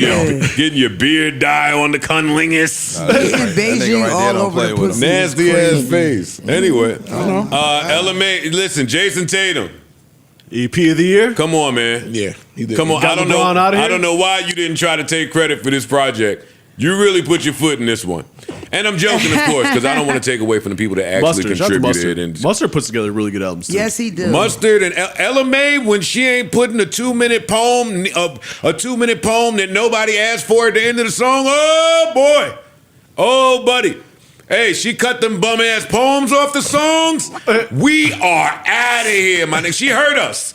It's good as a fan to feel heard sometimes, yo. Her album. Because I was J. Coleing all morning. Right. I put it in while I was in the shower, and I took a long shower, scrubbing, scratching, all types of shit. Dirty ass nigga. No exfoliation. Oh, all of that. You crazy? You know he You don't only wanna- shower on pod days, You don't so want he to. gotta. You don't want to play with my Wake up. with my Do it shower big. regimen. He only showers on pod days. You don't want to play with my I appreciate podcast that, regimen. King. You listen to Freeze about me. I mean, You said it. You listen to Freeze about. He Don't said say that. nothing I said, nigga. You get knocked out like that. You said it. You get Like, knocked out for saying something I I, won't, said. but I don't know. I don't feel like getting off the couch right now. I know you don't. But at some point, Jump up, get sat back down. It's That's fine. what You're not happened dumb. when you You're eat not 3 dumb. You're not grapes for brand newbie. breakfast. Yeah, but you still sitting down. You're not brand new. You still sitting down though. That's true. Because I love you. I ain't doing If that that to boy you. get up fast, he gonna see stars. That nigga's dizzy on. He Nice ate little 3 Grand Poo grapes Bush. and 2 Slim He's a little Grand Poo Bush. this week. Ice, right? Look at him, he's small as shit. I look good. You look good. But I know you can't jump up quick. That blood sugar fucked up.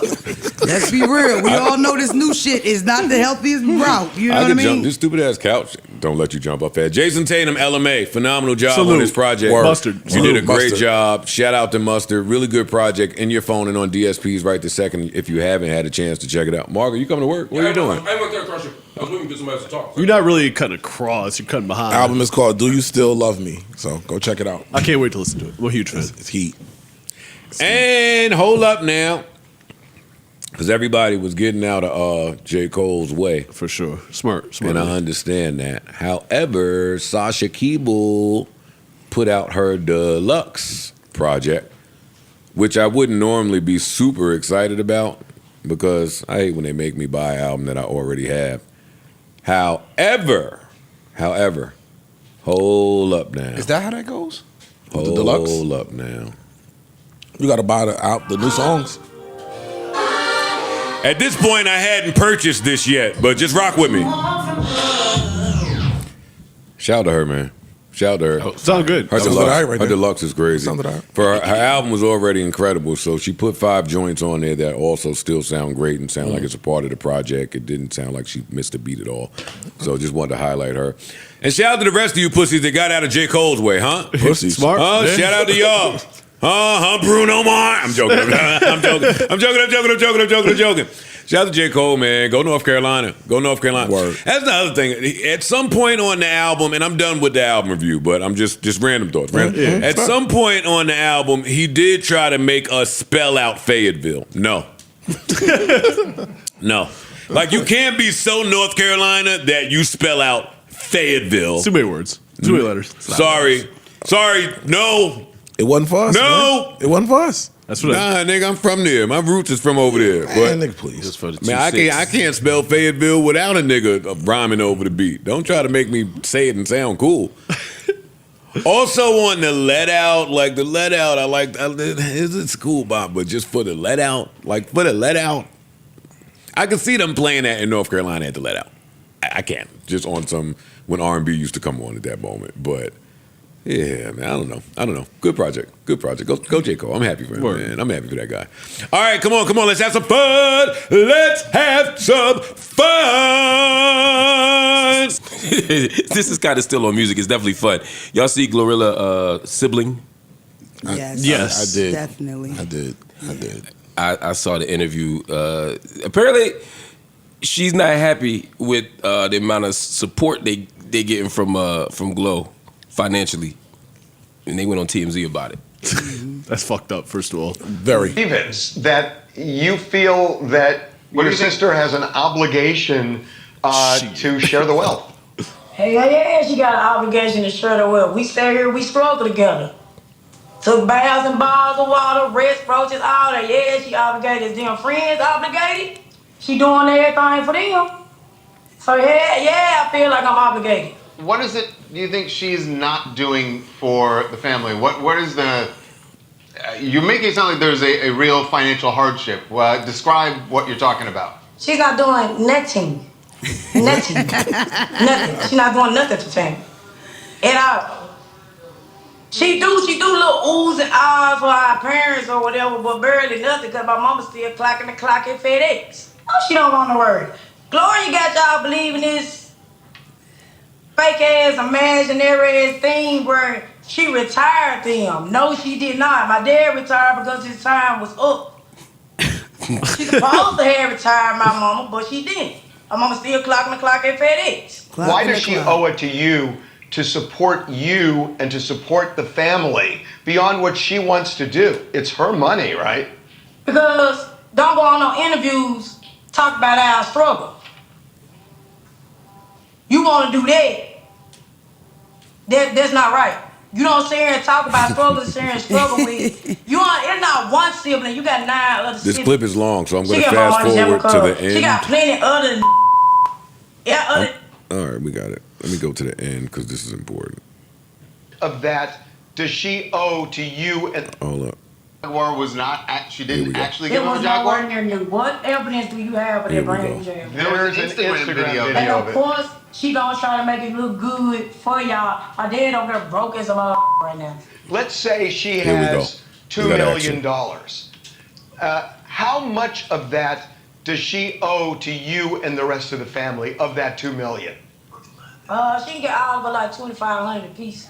How much? $2,500. 25, like how for? That's it, just 2,500 flat, or is that? Be right up. $2,500. Click. I think she would jump at that. I think if that's all you want, I think Glo might jump at that. But imagine her being on for 4 years and not giving us zero, none at all. What does your mom think about you? I cut it off. Bro. Distinguished panel. Bro. That's you guys. First of all, they look so much alike that it was fucking me up. Cause she appears to be like a lesbian, like she dressed like a guy a little bit or whatever. I don't want to assume, but I checked her Facebook. She gay, and she looks just like GloRilla. She just look a little older than her, a little thicker than her. So that's the first mind fuck. And the second one is like when it finally hit me that this baby a little slow. You know, like she's talking to Harvey and them on TMZ, like she talking to the Facebook Live. Like she's assuming that Harvey follows GloRilla and know that she posted that she retired them people and all that. Like she talking like she mid conversation. And then with the 2,500, the baby ain't do the math. The man said, if the bitch got $2 million, how much would you want? And I guarantee y'all that when she got done with that interview, somebody called her and said and broke it down to her, and then it hit her like maybe I should have said 25,000. You know. She's slow. At the end of the day, I would believe it more if another sibling came out. It's only one. And the thing is, this is all like debatable because some people feel like you owe your family, some people don't. I don't feel like you owe the motherfuckers nothing. She's too young to have to take care of them people. You know what I mean? Please. I could not disagree more with your assertion that they resemble each other. Oh. Let me just talk. They maybe did.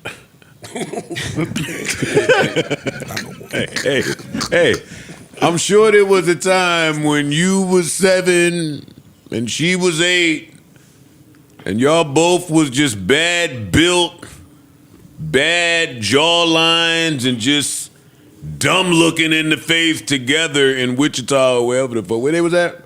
They from Memphis. Oh, they was in Memphis. Oh, so yeah. And when y'all was 7 and 8, I can see you both looking at each other like, yo, we is some ugly motherfuckers. I can see that back in the day. I'm not saying I'm saying that because I think GloRilla's beautiful. Of course. I think GloRilla's beautiful.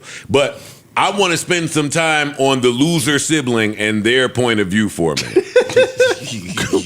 At some point, one of us is gonna say, you know what? I don't want to live like this no more. I don't want to be ugly. I don't want to look like this no more. I want ass. Some titties. I want some tits. I want a ball player. I want to leave this trailer home that we in. And I'm tired of opening my bedroom door and looking at the loser bitch version of me with no ambition, no goals, no hustle, no way. A trailer home was gonna always be in the loser siblings' future. Niggas that got siblings out there, you was in the same crib. You know what it is when you know your sibling was gonna be a loser for the rest of life and you was gonna glow up. So that's what happened. They don't look alike at all. Glow is chilling. Glow glue up. Glow glowed up. Fam, no. And Harvey Weinstein know better than to go find Harvey Weinstein. I mean, not Harvey Weinstein. Harvey Einstein. What's his name? I don't know. Harvey from TMZ. You knew that you was going to put the phone or the Zoom on the loser sibling. See, and topics like these trigger me because I've had siblings call in the radio stations or niggas call them to try to get some dirt. And I'd be like, dog, of course that's gonna be their version of the story.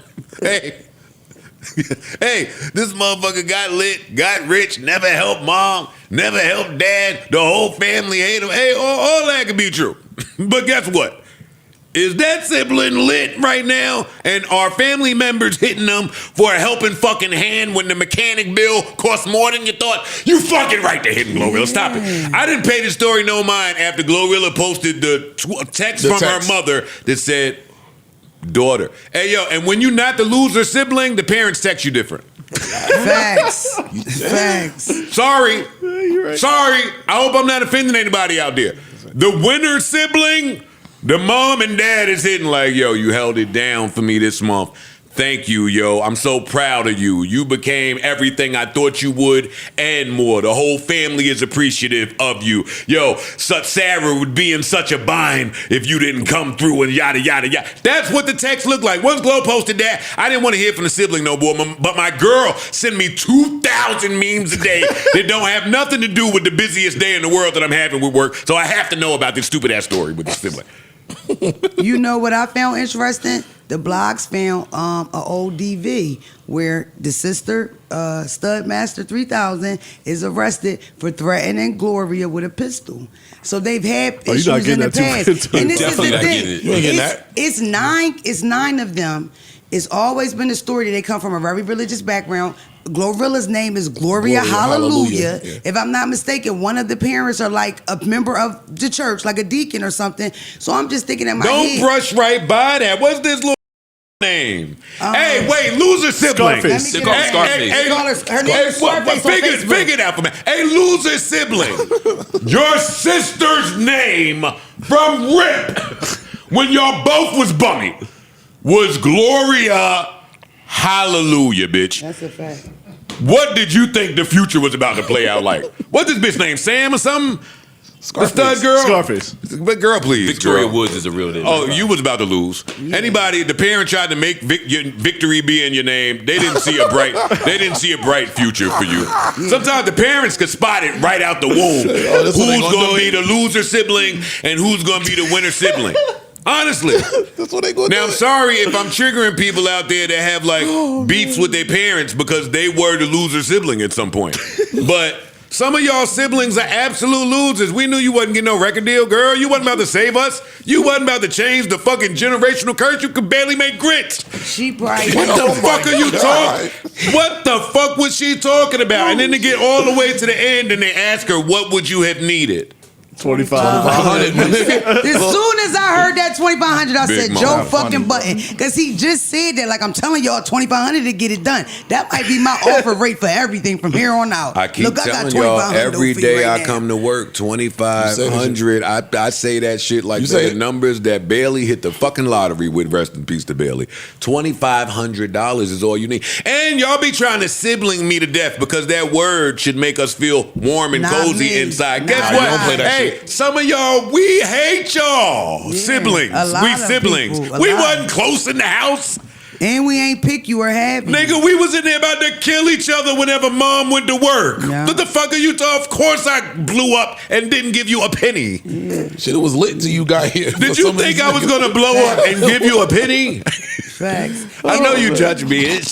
He don't have siblings. He can't relate. It's the you spewed up, nigga. Yeah, nigga. However you feel about your uncle, that's how niggas feel about their fucking. Even when you really see the chain of events, when Scarface goes live, she mad as shit. It almost gives she just asked her for something, and then when she goes live, she like, "I'll expose your favorite rapper." So it's like now you threatening me with it. It's just corny. Oh, you not getting it down. Not a lot of Yeah, people. once you wasn't getting it before this, and not a lot of people in our position would ever co-sign shit like this because what going on in the family ever constitutes you doing an interview?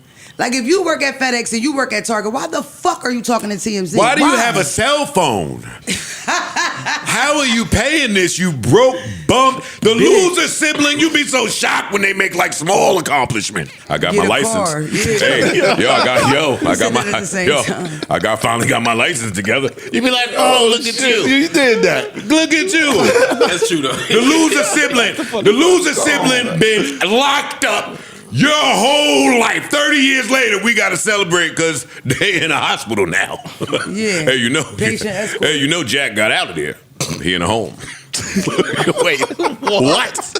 That's crazy. Hey, all I know is Jack been out of my life for 45 years. Loser sibling. Come on. Y'all, I don't want to. This fucking triggers me. I ain't going. You can tell. I can tell. No, but I it ain't really going. is sick. It really is gross. It And is. it's like, you know, if it's a criminal thing, like, you know, like the police had to come and break up a sibling fight. That girl been jealous of her probably, you know what I mean, forever. These little issues probably went on when they was kids. I mean, Or she could have been fucked up to her sister her whole life. Or she could have looked her Yeah. or she could have looked her she sister looks out. older than her. I just assumed. People you know what I mean? always forget all you do once you tell them no. Yeah, We don't tell her facts. what she done did for That's her. a fact. Especially after posting the text from moms, whatever. Yeah. You don't know how many times you don't look that little sister out. But now I'm saying no She right said now. nothing. You She said zero. yeah, Well, and hold up that's now. what happens. Good. It I becomes stand with nothing. Scarface. Well, hold up It becomes now. nothing every You're only time. as good as your last yes. Because Glow Real Friends came out too and started talking now. Saying what? I ain't see that. Come on now. You did 'Cause some she popped research a lot on of that. shit in the friends. I told y'all that my girl communicates through me. Shout out to Sade doing the And producing she around produces. here. She does produce for this pod, so let me not shit on her. She's definitely a Shout out to producer. my baby. Shout out Hey, to audience, Sade. any of them girly, sassy ass topics that I bring up that y'all call me gay for, it's really from my girl, and I think it's entertaining for the female audience. It's from Sade. That's a good cover. That's a good cover. It's definitely from Sade. But the friend says, bitch, where you was at when Glow was homeless? Facts. Oh. Where you was at when Glow didn't have two rocks to rub together and needed to stay on somebody's couch? Where was all the siblings and the family then? See, that's what I'm talking They was about. broke too. Yeah. Marc, go they ahead was with looking for that rocks. shit. I might have been on another. I might have been on somebody else's couch, nigga. That You know bitch the is a other I hater. can't bad. bring you on the couch with me. You know the other bad thing about making it. All goes back to the J. Cole album. You could see the missteps from people beneath you. You know, Sometimes you walk up to them and you try to help them. Hey. Sometimes you, knowing with your bright future and your potential and all of you got the brightest future. You go to the loser sibling, try to help them out one day because you feel bad. Hey, what's up with that food truck? Hey, I know you wanted to be a chef. What's up, man? Loser sibling say some loser shit to you, like I just don't even know anymore, man. I don't know. I just want to go to the park and play chef. This is the loser I just sibling wanna- voice. Don't insult me with no food Yeah, truck. the loser sibling say something. I just need so much money, but I ain't taking it from you. I get it on my own, so it's gonna take me 11 years to get that. And then once I get it, I'ma park it there. Yo, you looking at the loser like, oh, you don't want help. oh, okay, He is crazy. okay, all right. Good luck. Yeah. Good luck. Always got a grand idea that's stupid as shit. Like, The loser fuck sibling off. won't call you. Your day busy as... Listen, what you think about putting a plate on a tire? Facts. Like a rim, but cheaper to produce.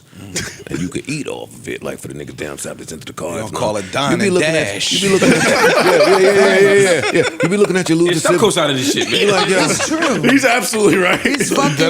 It's supposed to be on my side. If you The ever- worst ideas known to man is your cousins or your uncles. It's What like- Cole told him, we give him the soup for free.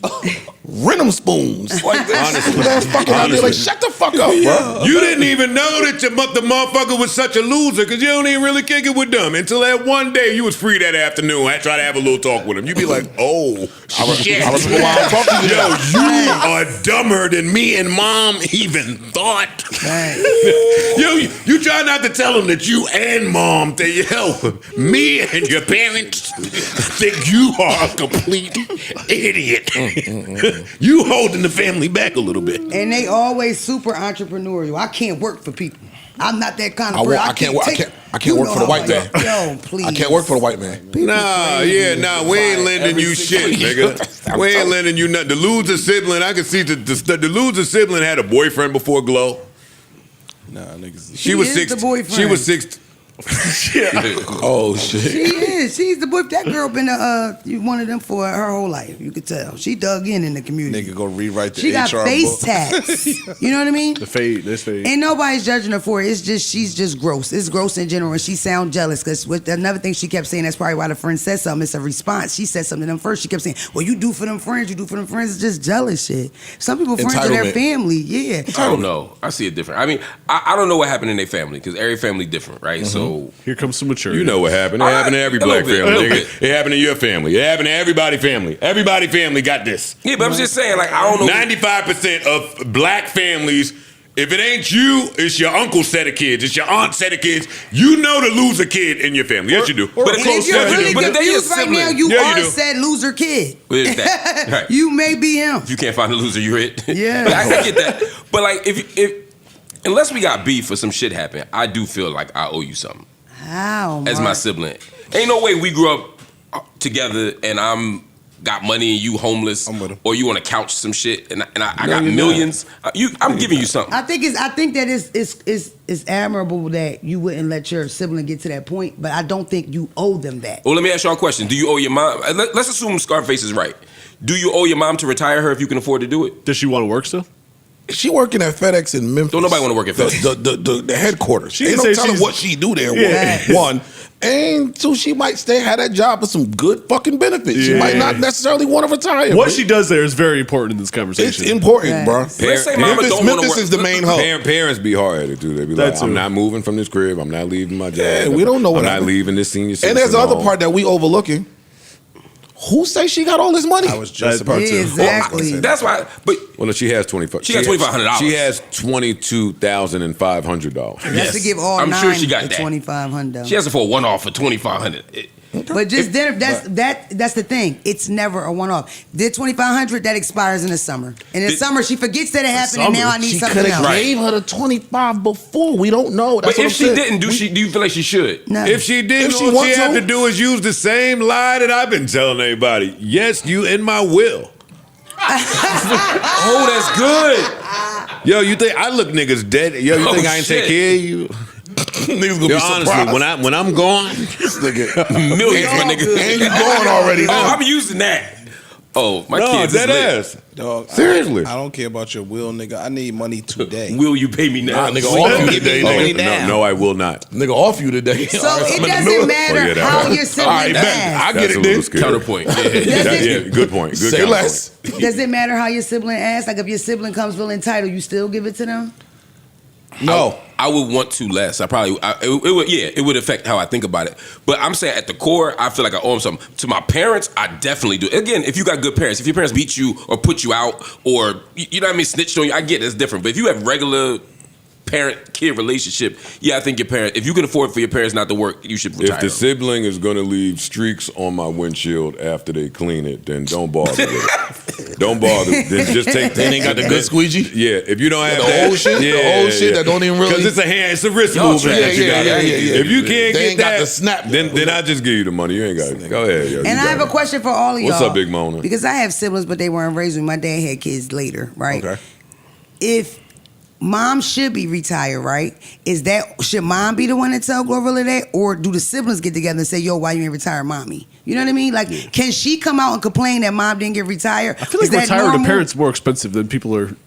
For sure, but I'm just saying, No, is that cool as a sibling to represent mom in that way and speak for them like, yo, you know mommy ain't gonna say it, but that's fucked up, you ain't retired mommy. Yes. Is that like your job as a sibling? I think the biggest piece is because somebody see you on TV, they automatically just be like, "Oh, you rich." Facts. And that's not the case. Facts. Well, me. We Yeah, are they fucked think up. that about us. Like, yo, dog. No, not with the boosters talk, right? Who think y'all rich? That'll Y'all still manage the getting vacuums expectations. from boosters. Bro, Like somebody could look at your don't lifestyle walk and see that into y'all it, are not ignore rich. it. Joe, Just- niggas get Rolexes from boosters. Did you get yours from a booster? I did not. Did you get yours from a booster? I don't have one. Okay, I don't think nobody in your life is looking at y'all like y'all super up though. I wouldn't buy a Rolex from a booster. That seems risky. I would have to get it like a praise or some shit. This motherfucker, he is crazy, bro. Cool, yo. Like, this nigga's Yo, crazy. it'd be tough to keep it straight. I'm great though. You are great. I know it's fun, yo. He's crazy, bro. No, but answer the question, y'all. Is that like is that normal for one of the siblings to speak for mom? Yes. Yes. I think it depends on the relationship. 1000%. But the loser sibling can't because you don't really know how mom feel. That's not true. Not the You loser a sibling. loser. Not the They can know. loser sibling. How? They might be still live around at mom home. more. They the ones the closest. But to mom still ain't live at home. complaining They ain't to live them. At home. But mom's not complaining to them. Mom they is can't not help. telling them the truth. They can't help. Listen to this. Mom telling them we gonna Mom be telling all right. the good sibling the truth. Let's just say hypothetically, you had a sister or a brother that lived at home with mom that was the loser, right? And they see your mother busting her ass. They see your mother getting on the bus. They see your mother back hurting and really struggling out here to make ends meet. And you might be up That's true. 20, 30, no, 40 you're right. M's. That's what the sister. That's what the loser sibling do. Walk mommy to the bus stop.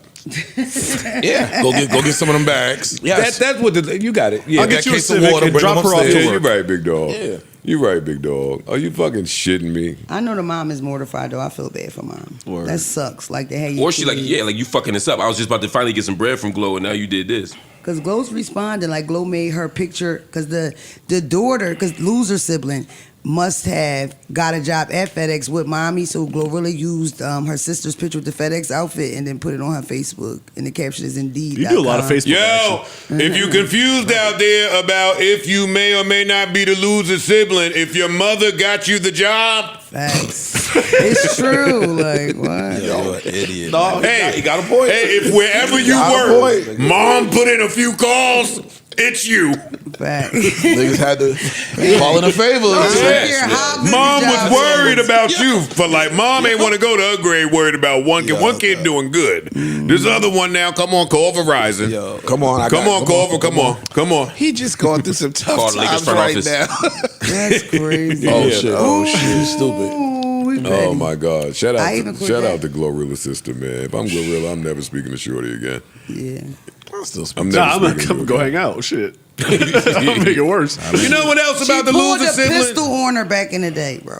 We gonna move on from this because I'm too triggered. But the loser sibling don't even know that the sibling with a record deal probably is paying the mortgage or the rent, Thanksgiving, grocery. It's so much that the loser sibling don't even know is happening. You know what happened? Because you a loser. The loser sibling went to borrow money from moms. And mom ain't have it. Mom go get it from Glo. No, mom didn't have it at Mom the go time. get it So from Glo. now loser sibling got mad at Glo Mom go get it from because Glo. mom ain't had the money. That's what that. I'm not No, that's the other. He's right. I The ain't loser giving sibling's Charlene going no to money mom to to go get buy money. some Mom's dope. coming to Glo to get money. So the loser sibling thinks he should get it from mom. I know, but I'm just saying this. Now I'm mad at Glo because mom ain't. Oh, sorry. That was a Now I'm mistake. mad at Glo because mom don't have it this time. Right. Lastly, this is my very last thought on the loser sibling shit. I don't want to do this whole segment and just shit on loser siblings without giving them some advice. I'm part of the problem if I only talk about the problems and not the solution.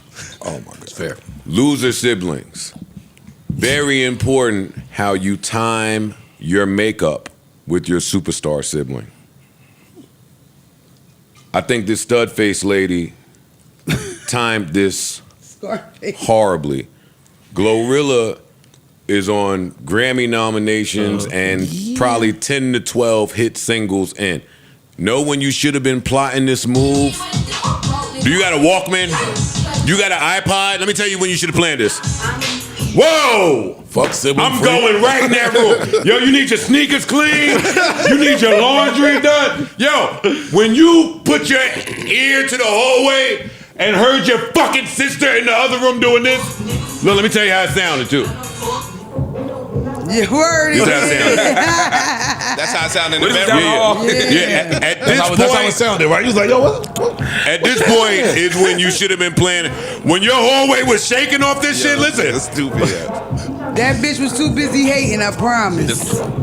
She changed the game that summer. GloRilla snapped. Man, oh man. She had a great What a summer. time. Real shit. What a time. In the fucking Maxima. Shout out to you fucking loser siblings out there, man.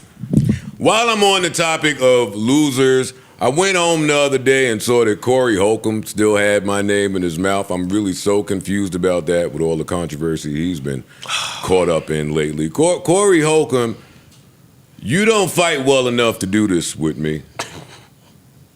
Like, we have video with you. You're not smart enough, strong enough, big enough, fast enough to do none of this you talking about with me. We saw you with the homie Anton.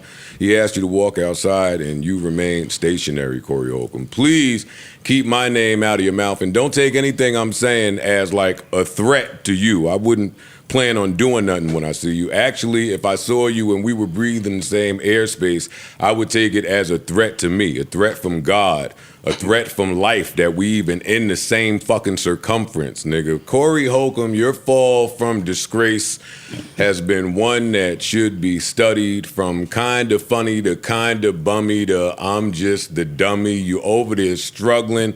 You look a sandwich away from welfare, you dusty dog shit in the face looking motherfucker, boy. Corey Holcomb, I can't believe that you are engaging this way when you fight that way. Honestly, it's over. You over there just lonely and poor. Your co-host look bad. Not the woman, I'm not talking about her. Everything over there look bad. I know you down bad because you on a Costco table podding in front of a fake plant that appears to be dying. You failed at fatherhood. You hate yourself. You hate your daughter. Your daughter hates you. You failed at fatherhood, finances. You failed at funny. Your pod sucks. You failed at fodder. You just a failure all around the board. And don't forget the original point. You don't fight well enough to do none of this with nobody. So prayers up to Corey Holcomb. We're not going to go back and forth in an exchange because I just don't feel the need to do that with you. I was just shocked to see that you still had a voice over there. Damn. You should have did that over the ether beat. No, man, please. For Corey. Please, Corey over there, no shape up, a dusty derby. Corey looked like he looked like Grandless Pooba.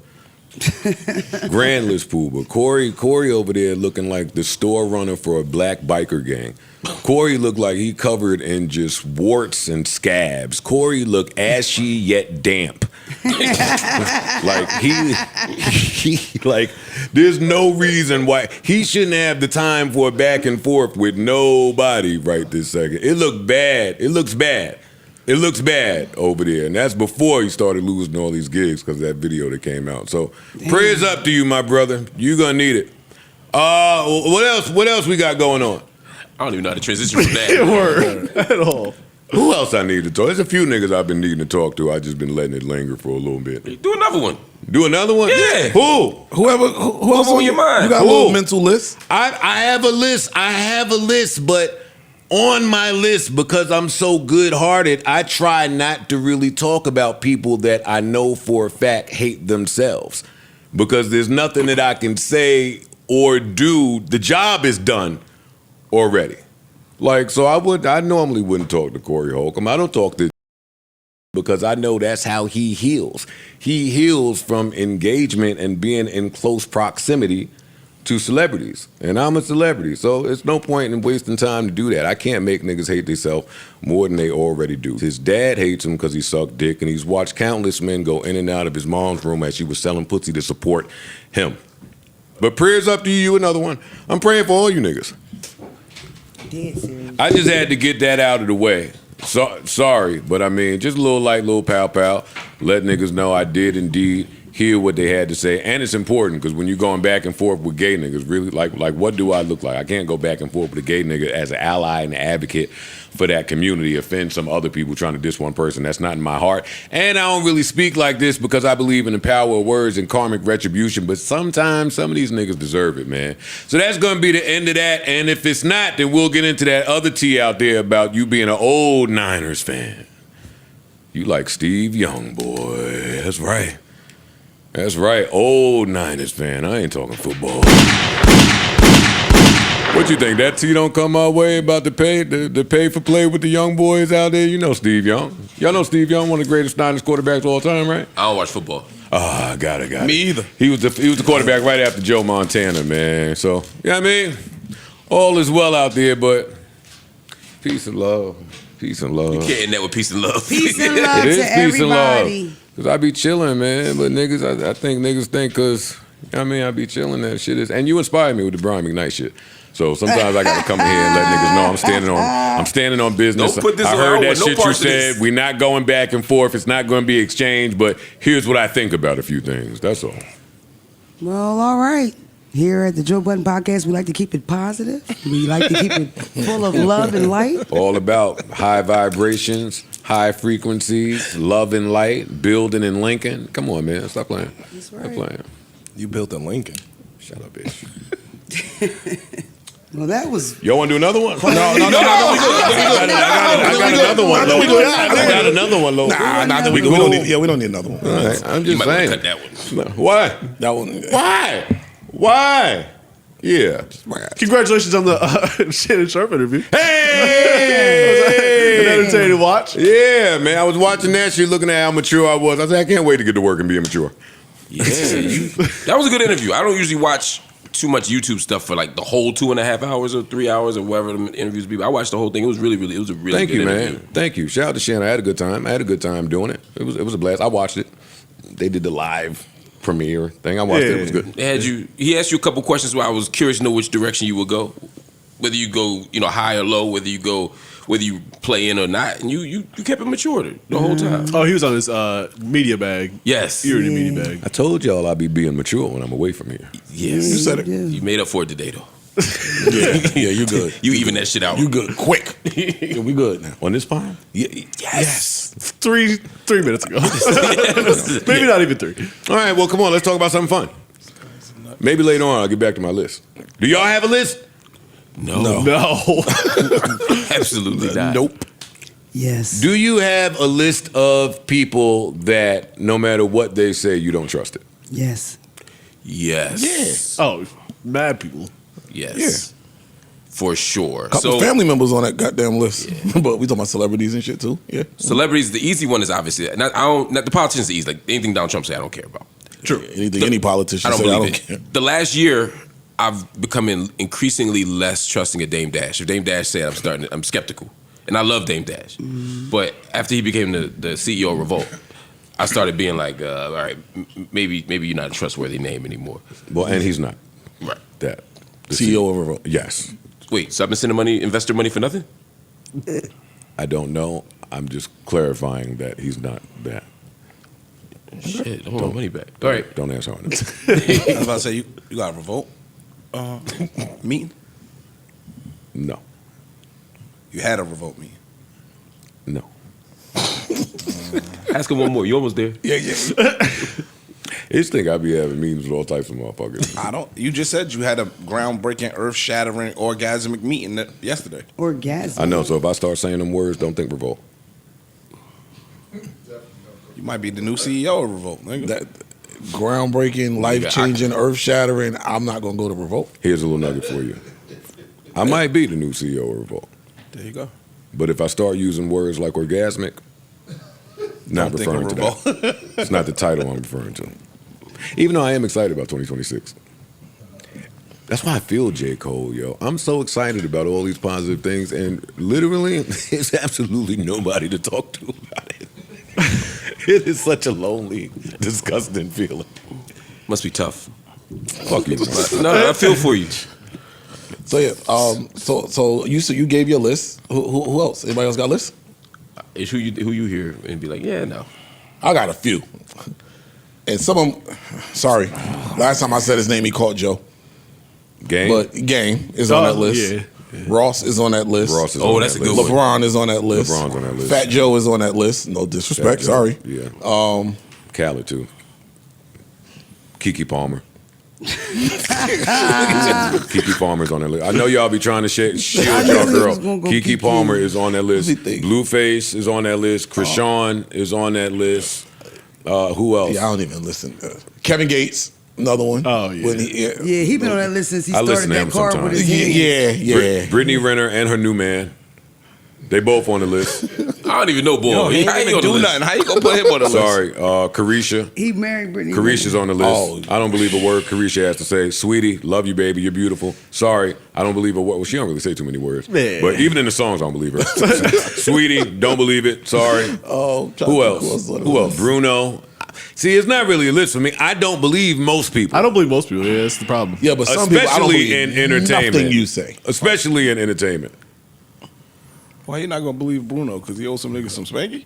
Huh? It's compromised. Mr. Beast. Oh yeah, that's Sorry. He had the top. Sorry. You don't None fuck of the with him. streamers, really.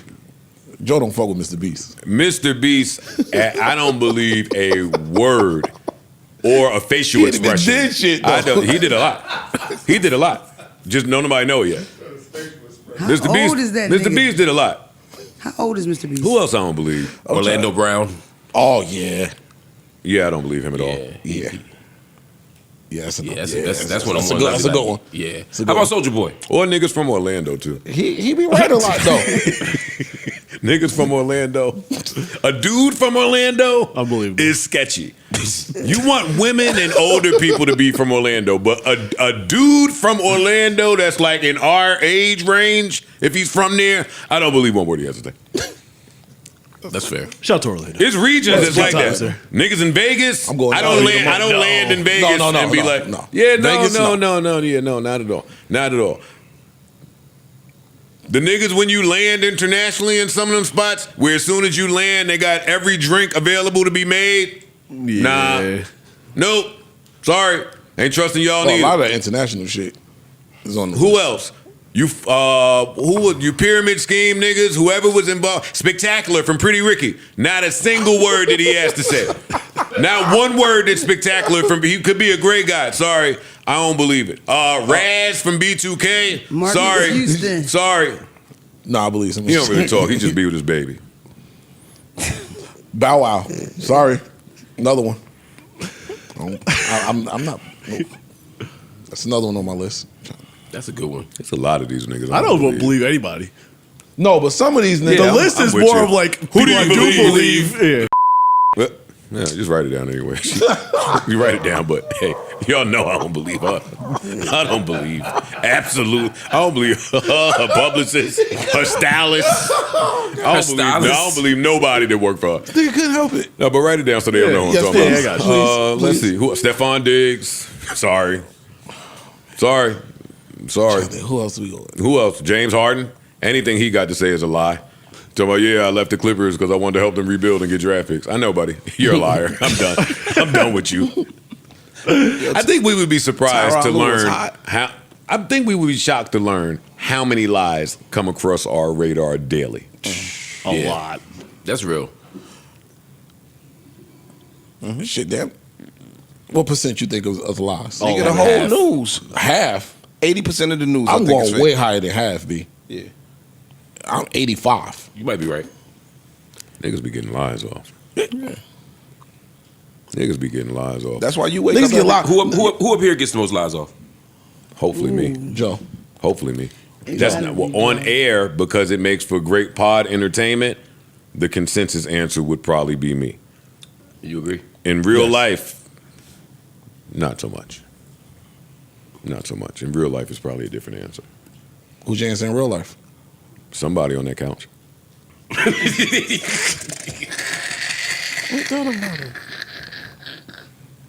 Who, nigga? Ain't that many people on the couch. I know. I want to know what the fuck you talking about.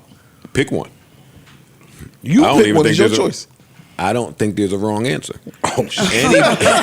Anybody that's seated on that couch, I can put all my poker chips to the middle of the table. That's crazy. Niggas be lying, yo. Listen, I made a mistake and was on Broke as hell. I made a mistake and was on my baby's Instagram the other day, peeking through. That was silly. She posted a text exchange that her son, the football star, sent her, and it warmed my heart, but it didn't. It was a text exchange that said, "Mom, you playing games?" He was asking her to cook some food, and she was like, "Yeah, I'll get to it." He was like, "Yo, you playing around. In 10 years, I'm going to retire you. You be grateful and watch how you speak to me." And that warmed my heart because every young kid has that dream of retiring their mother. But I had that same dream. I remember one month, but you get some money, you run into some money, you want to buy your parents a house, you want to retire. Shout out to GloRilla. Fast forward. You want to retire your mom. But what though? Keep going. Go ahead though. You better not. So I hit DM. You DM him? Her. Okay. Because he might think she got a job. I knew that's where he was. I knew it. I knew that's where he was going. I can't retire from I what? can't DM him. I hit her and say, "Hey, quick question. Hey, retire from what the? Am I in the Matrix? Yo, what do he think you do, baby?" I knew it. That's bad. Yes. What's she saying? Oh shit. That's my baby. That's my baby. It's terrible, son. Like, he gonna retire me. Oh my God, bro. Oh man. Oh shit. What y'all want to talk about? Let's talk about LaRussell, man. Just threw fucking hand grenades. Word, I'm for an hour straight. Get out of here. Wait, that's bad. Oh, I love you, baby.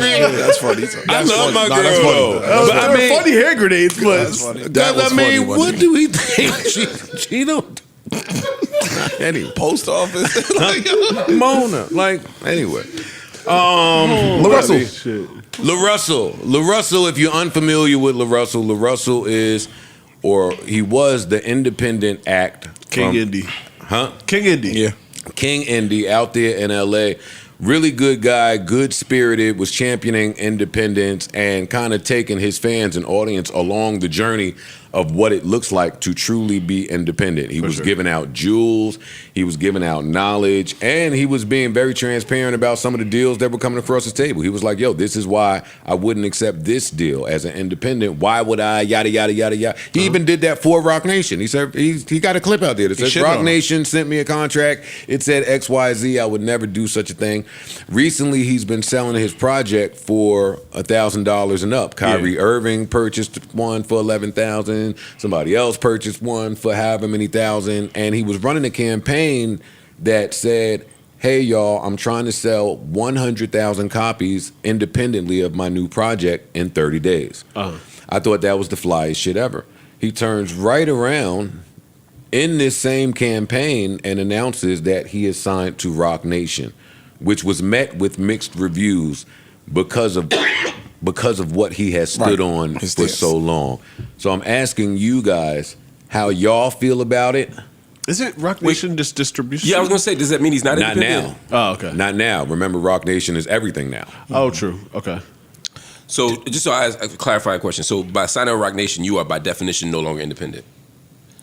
I don't want to get into the murky water of what is independent versus what is not. So and I think there's a world where he could be partnered with Roc Nation and still be independent. I think what some of the fans are saying is the optic of it, and even if this deal is whatever you say, it looks and feels like it's undermining the road that we've been on with you and everything that you've stood for. Even if you're still independent now it's tougher to believe.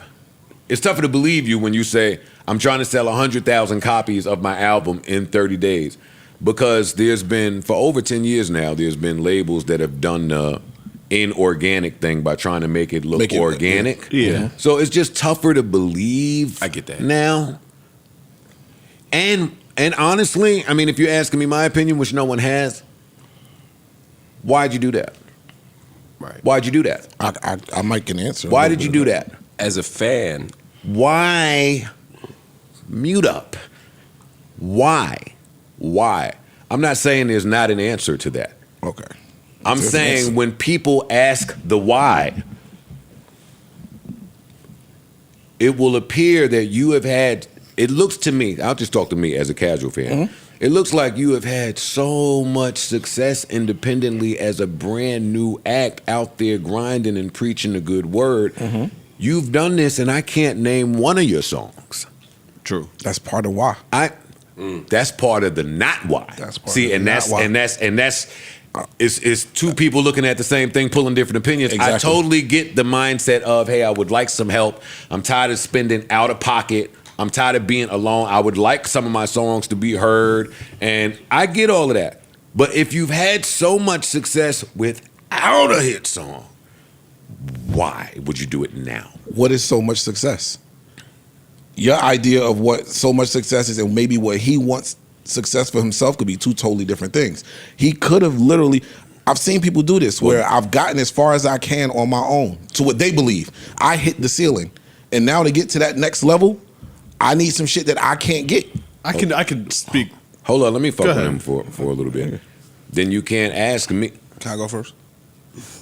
Okay, go ahead. I agree with what he's saying. But if you stood on the platform of fuck the label, fuck the label, fuck the label, and you telling all these little niggas under you, fuck that label, fuck that label, fuck that label, then for you to now go jump ship and go sign with the same label that you dissed not too long ago, he said, yo, Roc Nation is some bullshit. They offered me a predatory deal. I won't never fuck with them. So now for you to go sign to Roc Nation, you basically... You're going against everything you stood for. You betraying the little niggas that could have potentially signed a deal, and you fought for them not to sign a deal. Now, two things with that. Maybe they could have given you a predatory deal initially, possible. And now they didn't. And now they didn't. Because now he said, or I could have grinded so hard independently that I've gained a little bit more leverage to now have a different conversation with them. More because reason to he not did. sign it. Well, hold on. He did come out to say in this deal, he owns all his masters, he owns all his publishing. Okay. So in that sense, this is where, to answer your question, Mark, that what is independent versus what isn't independent, a lot of people stand on the side of, if I own everything, if I own my masters, I own my publishing, I own all my shit, I'm independent. Right. Now, other people feel like, yeah, but you're not independent because, you have a machine. You actually were able to sign to a machine. I get that. So there's that argument. And that's always murky because there are ways to incentivize a business partnership while retaining ownership. Like, there's plenty of ways for that to happen. So I get that. I get that argument. What I'm saying is this: nobody can feel like they've taken it as far as they could take it if we don't know a song. That'll never be true. And can I say but I'm not getting no younger. I've been doing this for how many years? And my plan isn't. You cannot surmise that you've taken it as far as you can take it if we don't know a song. That's true. That will always be true. That's true. And for Roc Nation or any company up for that matter to come back to you knowing that fact, well, what do they see? Oh, yeah, they see What something. do they see and why do they see it so early? See, because I think this is early. If he were to do this in 3 to 5 years, How long has he been active? I think the tone is different. How long has he been active? I'm not familiar with like his start. I don't know. I'm not sure. He's been around a few years. It's been a little bit. He's been around. He's been around a few years. But no matter how long you've been around, if you are a musician, independent or not independent, you know what the name of the game is. Get a song that somebody knows. 2018 was his first, at least on Apple Music. Oh, that's early. This is early. 9 years. Can I add something, fellas? Also, to your real quick, I'm sorry, Mona. To your success point, right? Like, we can't speak to what that is because I don't know what his definition of success is versus mine. It's his to tell. As an independent, when you get to the point where you are selling your music for, when Nipsey sold his shit for $100 and everybody said he was crazy, somebody else did it too. But when you get to the point where you're able to sell your music for $1,000 and celebrities are not only pulling up to purchase it, but they're posting about it and getting an active campaign for you going, I mean, that wouldn't be the time that I would be signing anywhere. Anywhere. But you know what's funny? Anywhere. You mentioned Nip, and he did it. After doing the Proud to Pay campaign with Crenshaw for the $100 tape, doubling back with mailbox money for the $1,000 tape, guess what he goes and does? You guessed it. Signs a licensing deal with Atlantic for Victory Lap. And that got that album. Now, people who didn't know Nip didn't know a song of Nip's. His core fan base, we knew. I copped the $100 joint. But now, once you put your debut album out, you get a different level of recognition, and he still kept and owned everything. Well, this is why, for me, that's a false parallel, and it's the reason why I say in 3 to 5 years, if LaRussell did that, then I don't have anything to say. Speaking only for myself, I knew plenty of Nipsey Hussle songs by the time he did that deal. Plenty of them. You just saying this early because you don't know any LaRussell music yet. It's early. Which means he didn't get as far as he could have possibly got. That's all I'm saying. I'm saying he feel that though. You can't tell him how to feel. I can't. The fact that y'all still don't know my shit, I want somebody to help me. This to me just looks like a marketing deal. This looks no different to me than hiring a marketing company as an independent. If he's still retaining ownership of his masters and his publishing, then this is no different than hiring a marketing. What's the difference between what you would do as an independent artist? I could also speak as someone who has released music independently. That shit gets exhausting having to do all that label shit. He might want to just fucking rap. Fam, he might have just saw what Roc Nation did with the clips. Or that. As independent, took our album to you licensed it to y'all for just distribution, and y'all got me everywhere in the fucking world. That would be a false. I'm just saying, because they had some other cachet involved as well. But I'm just saying, if I'm watching this company and the rollout that they had and the movement that they had as, hey, I just licensed the music to y'all. They still own all that shit. Okay, well, maybe let me try it this way because the way that I've been trying it got me here. Also, I might want to try something different. Also, I push back with if you just want to rap, then you don't want to be independent. And I was going, bro, you reading my mind. Independent means you have a say in all facets of this and you are responsible for it all. It's not, I just want to rap. If you just want to rap, then I don't have nothing to say to you. But if you're independent, rapping is probably it's not the first, second, or third thing that you need to be paying attention to. True. So, I mean, it just gets tricky. Yeah. Clearly, I think he did what he wanted to do. So, I'm happy, fam. Yeah, and he still got ownership. So, I'm happy. Oh, my God. It's Park's fault. Yeah, I'm not trying to talk like clearly he did what he wanted to do. Mm-hmm. So I'm not looking down on that. But if it were me, and I do understand some of the criticism that comes along with what's going on. Mona, what's up? What I was gonna say was I don't get why like y'all just because that he shared with everybody like how nasty the deals that he was being offered and shit. Why did that give anybody the idea that he wouldn't sign or that wasn't a goal? I feel like the whole time he always took meetings and he talked about it, but he shared things just like I could remember him going to go do a freestyle, whether it was Flex or Off the Radar, and they were late and they were treating him funny. He left and he told everybody like nobody treats me like shit because they got this big thing. You know what I mean?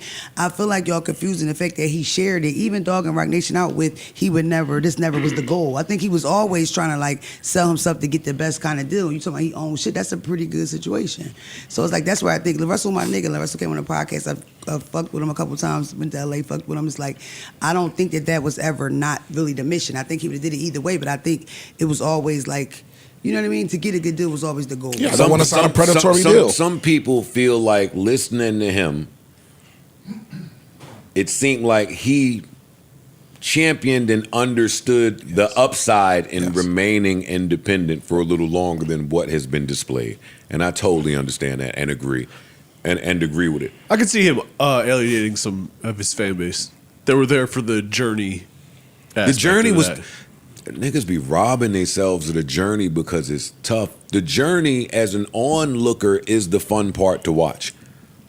It's fun to watch you go from the basement to the studio with Wiz Khalifa to getting your first car to having your first show. It's like having a kid and waiting for the first words and the first steps. So you can't just expedite that and now we in pre-K. I mean, you're going to lose people that's there for the story. Or I got to the point where, again, man, I don't want to. He don't have the songs to say that. He don't have the songs to say that. But whatever I got, the deal that they offered me ain't this deal. So something changed. Y'all offered me a bad deal, a predatory deal. I came online and talked about it and said, yo, they trying to here with this deal, blah, blah, blah, blah, blah, blah, blah. I would never do this. Something happened between that That's obvious. and this. I just assumed to where now I have what's to me a favorable deal. Yeah. Where I own my shit. Y'all don't own nothing. Y'all don't got nothing. Y'all are just distributing. So we good. I'll give you a prime example. And a lot of our off-air talk didn't make it because we was having fun off-air on the last pod. LaRussell, Jay-Z getting LaRussell to perform in the parking lot of the Super Bowl is a story that you champion to the heavens when he's independent. True. Yeah. 1000%. And that same story don't look so much the same, not independent, right? That's true. Answer me. No, it don't look the same. Not at all. It doesn't look the same. And if you nowhere near close to the same. But actually, you shit on that very same move if you are signed to Roc Nation and now you buy the Sabrett stand by D34 in the parking lot, section B. Well, that is not going to be that. I get what you're saying. I get the joke aspect of it. But at the same token, if I'm LaRussell, I don't even get to be a part of none of this shit if I wasn't here. Now, we don't know what the Super Bowl is an all-day event for it's some pregame shit, it's some early shit, it's postgame. The Super Bowl's all weekend. No, I'm not missing your point. I'm looking at it from his point of view. Because if it makes sense to him, I might not have been able to do this without getting this here. I understand that. I understand Says that. him. That's why he signed the deal. I'm saying that if he were independent and found a Target parking lot to perform in, the story is going to be greater than this. My point is different than this. Yo, you've been for years, and I'm not insulting the gentleman. You've been for years saying, we fuck with him up here. Yeah, we fuck with who he is and what he's doing. You're preaching a message of independence.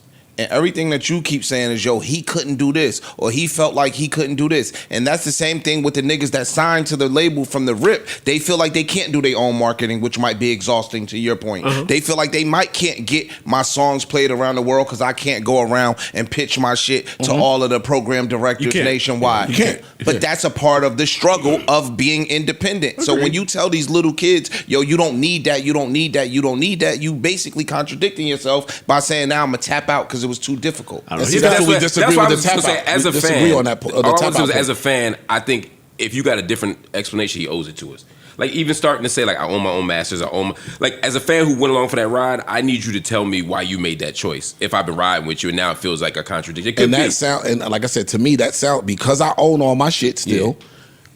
Technically, I'm independent. But he needs to say more. Hey man, I just did some quick math. That brother's got 40 fucking albums on this Apple albums list. Yeah. After 40 albums, he has the right to fucking say here, bro. If I make 40 albums and you don't know no songs, it might be time to get some help. I know a couple of them. That didn't help things for me. That didn't help things for me neither. If I made 40 albums independently without y'all could suck my dick now. I ain't gonna hold you. Okay. That almost made it worse for me. At the end of the day, he gotta go. I'm like, if I got 40 and y'all don't know me, I need some help. No, if I give got me some help. Something I'm doing ain't working. Yeah, right. That's not true, bro. I guess it depends on what level. But it is true, and you should be able to troubleshoot, or you should. If you're championing the independence, you should want to troubleshoot that before you get to. Nigga, I'm at album 40. I've been troubleshooting 40 albums. Stop it, yo. Stop it, yo. We take, and I'm at the same spot. That's his fault. He's not at the same spot though. He's not because these niggas be. Yeah, that's true. These niggas from and these niggas from California. Be clear, they might not have one song playing on the East Coast. These niggas could tour California all year long and make $5 million. So don't say he had the spot of a starving young artist that might only be doing 20, 30 grand. That nigga LaRussell and them, it's a few artists from LA, from Cali, period, not just LA, that Cali, are making mad fucking money, bro, that we've never heard of, and that's not in the rotation on Power 105 and Hot 97. That's a fact. That don't mean that they didn't make it or they not doing shit. These niggas is against $5 million. What if he wants something different? LaRussell don't make drug dealer music, fuck bitches, fuck hoes. He don't make us a lot of positive shit. That shit is not always the big hit song type of music anyway. It's like that kind of niche thing. It's like positive, LaRussell. That's the first thing that caught my... for a big hit from him. We're looking for currency. We looking for, he might want a big hit. We're looking for currency. That's what I'm saying. We don't know what he might want the big hit. We don't know what he wants. And after 40 albums he wanted, let him have it. I'm done with y'all. I'm with you, but I'm just saying like he may want something different. One thing I would like to know is who was managing you for 40 albums? His Like, we mom. just up here talking, sounding stupid now. If you independent and you did 40 albums and this is where you land, then by all means, cool. But that would tell me, all right, changes I can make. There's changes I can make. 40 albums and the world don't know nothing yet. Stop it, yo. Stop it. One change might be we called just Roc talking Nation. to be talking now. Jay! but clearly he wanted to do that, and I'm sure Hov and Roc Nation, again, Roc Nation is an all-in-one hub now. they're a one-stop So shop now. it's management, it's distribution, It's a label. it's the It's the whole shit. label, Live. it's the streaming, it's the live Touring. streaming, it's the touring, it's the all-in-one. So maybe you want to help with all. I'm not judging him. He's happy, I'm happy. And I think podcasters, we get too caught up in would I have done it, would I not have done it. Everybody got to live their life the way that they see fit. From this couch, I would have done that. Yeah. But what do I know? What else? I'm having a good time. Y'all want me to go back to my list? No. Y'all got a list? No, we don't need your list. All right, so what else we need? What else is important? Everybody can rest easy tonight. I know y'all worried. They found Aaron Hall. They did. I didn't know he was lost. The young lady was trying to serve Aaron Hall for over a year, and nobody knew where Aaron Hall was. He fell off the earth. He literally disappeared. They could not find him at all. Like, had multiple addresses on the East Coast, West Coast, nothing. They found him in a little motel in Atlanta. Alpharetta. A motel? A motel in motel. Alpharetta, Georgia. That's where Excuse me, living? not Atlanta. Yes, Alpharetta. Yeah. He was in the sticks. He was out with there. a white What's the beard charge and a that he's do-rag. trying to get sued It's civil suits for like sexual misconduct, sexual assault. I think specifically. Yeah. So he was under the radar. So. And they finally served him. Slipped them papers right into the door. After he opened the door and slammed it in their face. Yeah, he opened the He's door like, and I'm not said, with "Yo, that. I'm here to serve papers for Aaron Hall." What's that? They threw it in there and slammed the door. Yeah, so. Well, I'm super glad that somebody found Aaron Hall. If it was somebody I know that was not looking for Aaron Hall, you guessed it, it was Teddy Riley.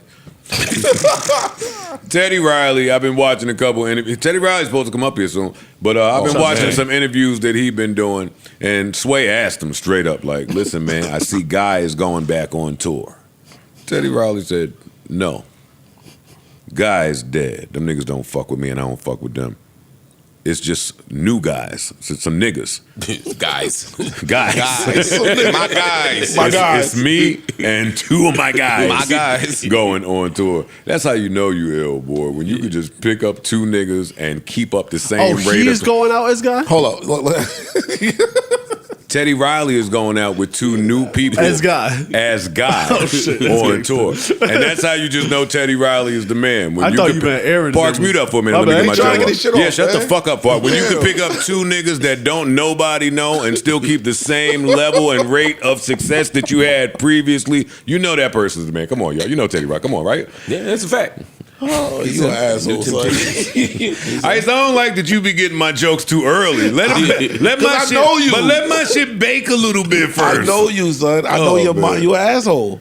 Anyway, shout out to Teddy Riley, man. Sorry, Park. And the guys. And the guys. And the guys. Guys is funny. That's hilarious. the guys. And our guys.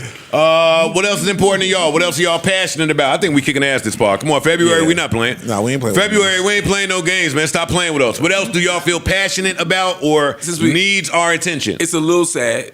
Okay. But since we talk about missing people, I do want to mention Savannah Guthrie's mother-in-law, Nancy. She was missing. She's still missing. But there's now a ransom note. And they're trying to figure out how to navigate that. And when we say ransom note, because you're hearing this today, we mean yesterday there was a ransom note that said, if you do not get us however many million in Bitcoin by 5 p.m., something will be done. 1:47 a.m. Sunday, the doorbell camera was disconnected. At 2:12 a.m., a camera detects motion, but no video is recorded. At 2:28 a.m., pacemaker stopped syncing with cell phone. I would be terrified at that point. Oh, yeah, that is, yeah. And at, damn, I can't see this last time. It says, I want to say that's 12:03 or 23 p.m., reported missing after not showing up at church.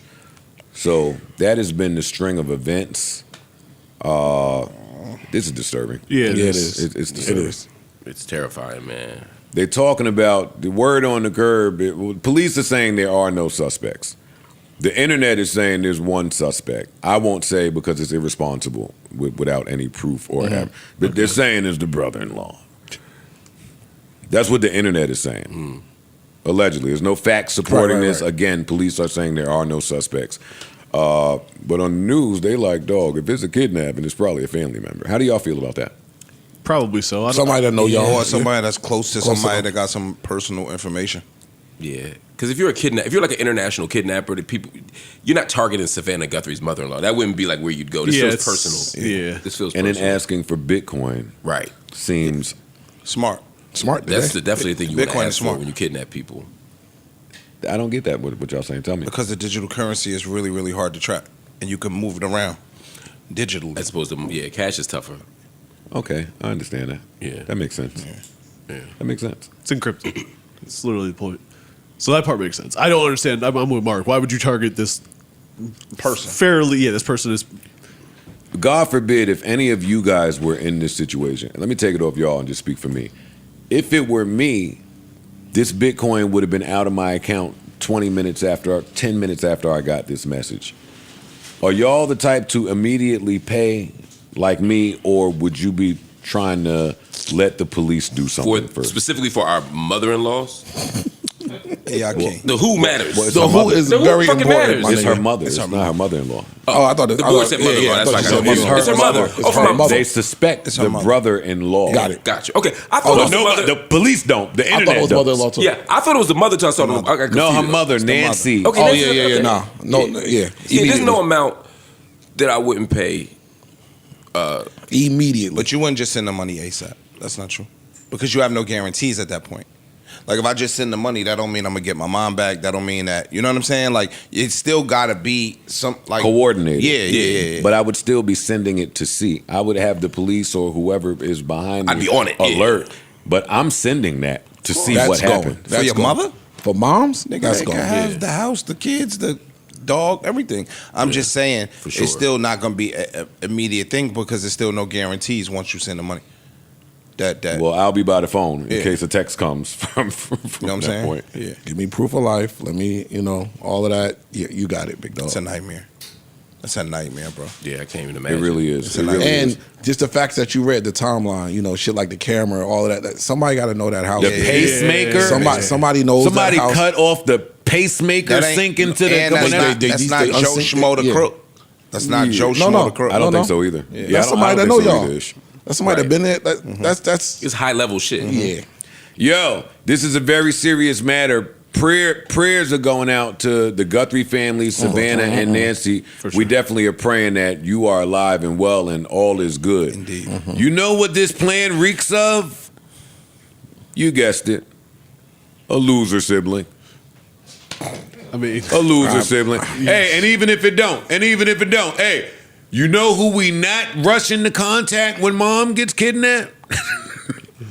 The loser sibling. The loser. You can't help. Hey, I'll hit you when mom get back in. When mom is in suburban. We got it. We found her. We got it. We found her. We got it. What do you say, Big Marc? They on the way back. What do you do if the loser sibling is the one that goes missing?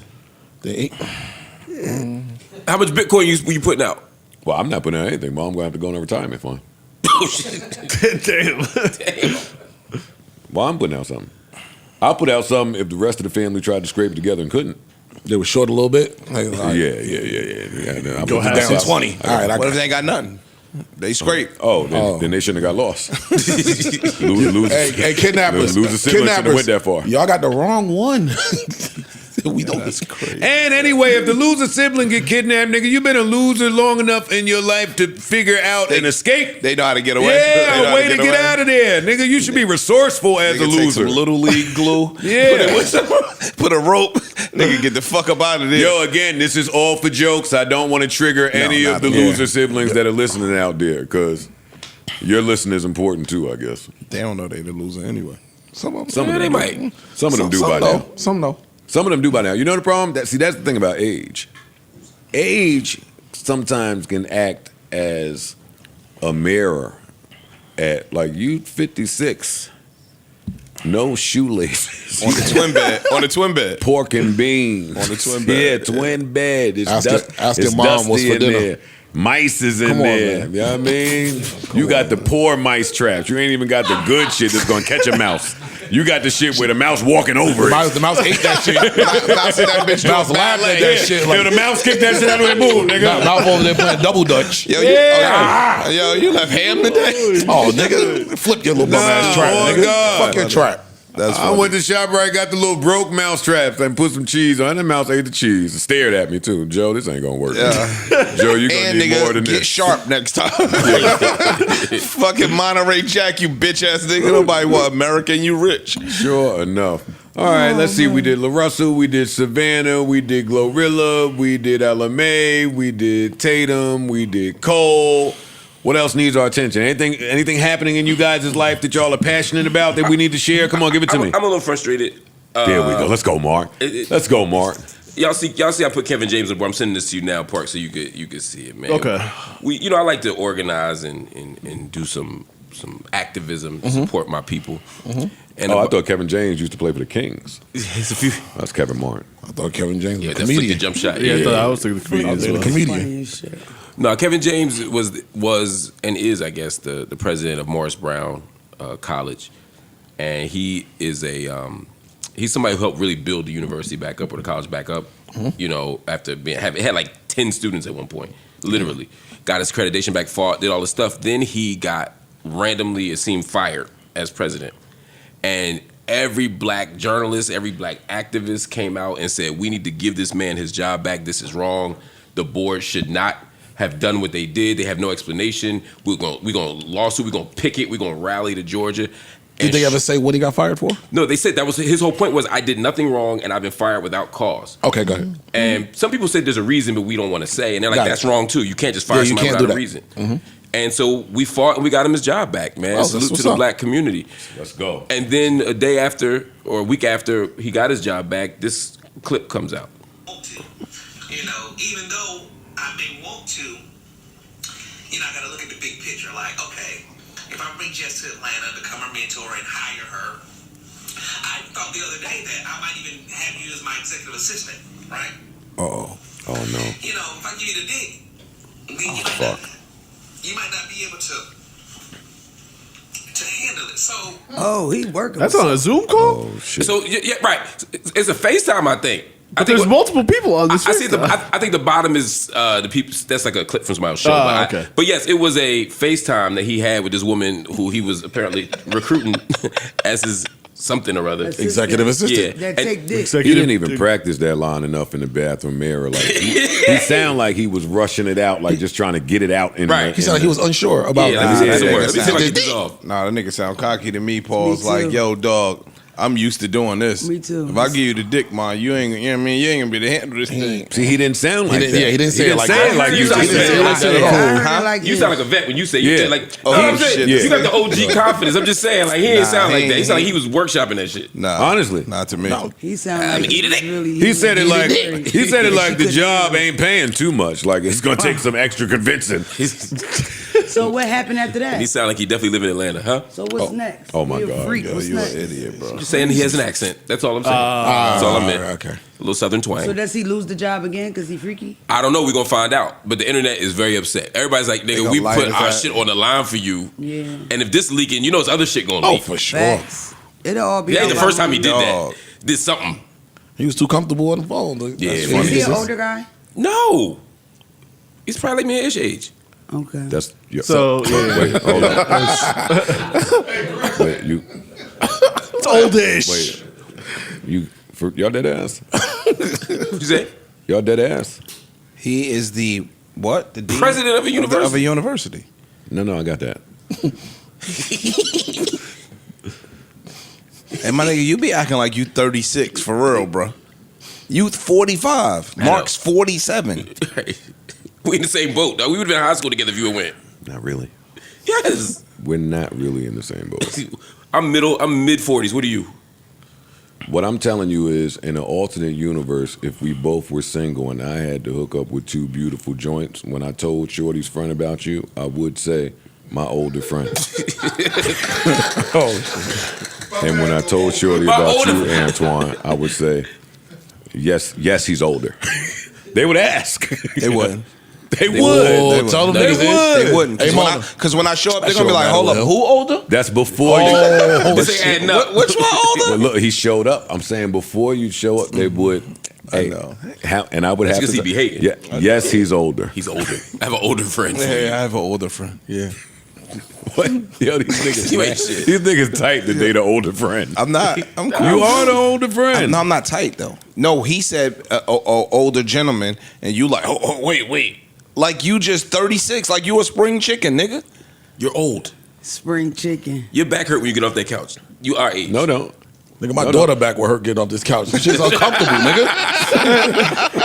You know what? Let's not real quick because I don't want to deter us from such a great conversation. We know how old everyone here is physically. Yo, How old do you think? No, it's not. I'm asking a question. Go ahead. How old do you think you brothers are just in spirit? Like if some joints come around and want some shots of 1942 and you know what I mean? Oh, I'm with washed. some good music playing at a fucking spoken word joint for you. A brothel for you.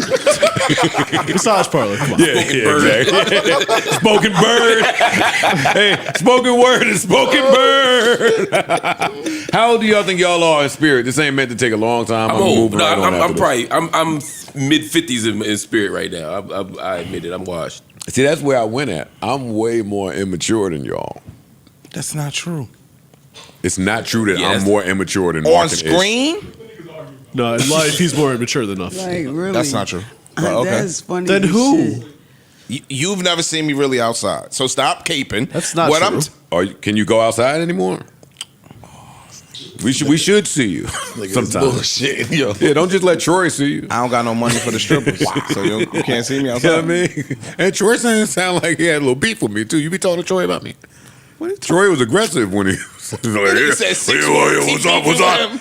Like, Yo, I what thought are you about it when I went home. You I'm like, yo. you always censor yourself. Yo, it's cool, bro. And nobody got no smoke with you, bro. What I'm saying is, outside, niggas is silly, niggas is playful. You don't even talk to people outside. You walk through them. That's a fact. What are you talking about? I don't talk to people. Where's outside. the playful Joe outside? Remember when we was all out at the old spot that closed down, and I was with my girl, and you was sitting right next to me, and Rachel was there, and then you sent me the text like, "Yo, look at that bad bitch right there." And then my girl had seen the text, and that ruined the night. You lying. You lying. This nigga's a liar, bro. Yo, This nigga's a liar, bro. Arguing. It's arguing time. I heard 14 months. I heard the story like 3 different ways in the last 14 months. And it's all true. And y'all get closer and closer together. it's all true. It's all true. First, the other end of the bar. Yeah, I ain't saying nothing. It's cool. Yo, know what's funny too? I tried to sneak and look at the text. You still see that motherfucker. You're not the slickest. Because I know he's sending me something my girl can see. I was like, that privacy screen ain't do nothing. Shit. No, for real. What is important on this list that we need to get to? We did GloRilla. Shit, we do have to say shout out to Kid. Yes. Shout out to Kid from Kid and Play, who's recently went viral for disclosing some of his health conditions that he's been having. Let me try to find it. Christopher Kid Reed, half of the hip-hop duo Kid and Play, had life-saving heart surgery last year after being diagnosed with congestive heart failure. He says, and I quote, "Over the last year or so, maybe just starting feeling normal, feeling more fatigued than before, shortness of breath, sleeping more than normal. I think sometimes you chalk it up to, I'm getting older, the road is harsh, doing the old kick step. A lot of people are walking around with heart disease because they don't go to the doctor. Facts. And traditionally, people of color, we don't go. Yep. We don't go for a lot of reasons. Sometimes we don't go because we don't have insurance. A lot of times we don't go because we don't want the bad news, or we're too busy just hustling, trying to make it from day to day, and we feel we don't have time, or we'll get over it. Well, you might not. So I'm urging all of my fans, all of your loved ones, to get checked out, please. And that is from Christopher Reed, Kid from Kid and Play. Kid, if you're listening to this, if anybody out there is listening that knows Kid, please let them know I love you. Yeah, we love you. Thank you. Bro. Thank you for your message. We appreciate it, and we needed that. Really important message. Some of the greats that we've lost have echoed the same things in some of their final days. We make a lot of age jokes up here, but checking on your health is really, really, really important. So shout out to Kid for just spreading that message. Important. Word. Yeah. Get checked out, man. Indeed. It's all right. We'll do it. Yeah. Shit costs though. You got a monologue for us? You got a monologue? Oh. You didn't want to hear nothing from me this whole time I was sitting. Nah, we want to hear it. And I don't even know exactly what the fuck a monologue What Finesse did? No, we're not. What's the quote? Turned into an obsession. What's his quote? It was turned into an obsession. I'll text you about it. I'll text you about it. Oh, man. Really good show. Really good show. Indeed. Yes, sir. Appreciate you, brothers. 900's off to an amazing start. That's the other thing about J. Cole. There was some point in the album where he tried to make us scream out, I'm a mulatto, I'm a mulatto, I'm a mulatto. Seriously? What song was that? I don't know how I missed that one. Yeah, it was in there where he started screaming, I'm a mulatto, I'm a mulatto, I'm a mulatto, I got a white mom, I'm a mulatto. It's like, yo, dog, some of this shit I do remember a bar about a white mom, but I don't remember this chant. No, there was a chant. Played out. There was a chant. There was a I'm a mulatto chant. Amani. Man, y'all ain't even understand the symbolism. You know, Cole was rapping from different perspectives. He was Logic. Wait. Y'all lucky I can't sing. Y'all lucky I can't rap. Telling you, nigga. I wish I could rap, yo. Fuck rapping. If I could sing, what? Then what? He could sing. What would happen if you could sing? What would you I'd sing? have been Chris nigga? Brown before Chris Brown. You didn't say you could dance too. Fuck Joe, end it, Joe. Just end it. Just end it, Joe. The baddies, just Y'all niggas just be haters. women. I'm gonna start. Now, I want to end it, but his views of himself be so delusional. And yours not. He did say he could do flips, actually. And still ain't done a backflip. Delusional ass nigga, man. We can't get no type of flip from this nigga. Hopefully y'all have enjoyed this broadcast as much as we've enjoyed delivering it to you. Keep us in your prayers. Lord knows we need to be there. Until next time, we bid you adieu. Farewell, adios, arrivederci, hasta la vista, au revoir, so long, goodbye, or a simple head nod will suffice. Remember, life is a series of moments and moments pass. So let's make this one last as if it's all we have. Last but certainly not least, the baddies are insecure, the stagnant women want to travel, and the closed-minded women want you to teach them things. Grab you a Tylenol, you might need it. I gotta let this rock for a little bit, y'all. I'm sorry, I know we want to go home. I gotta let this go for a little bit.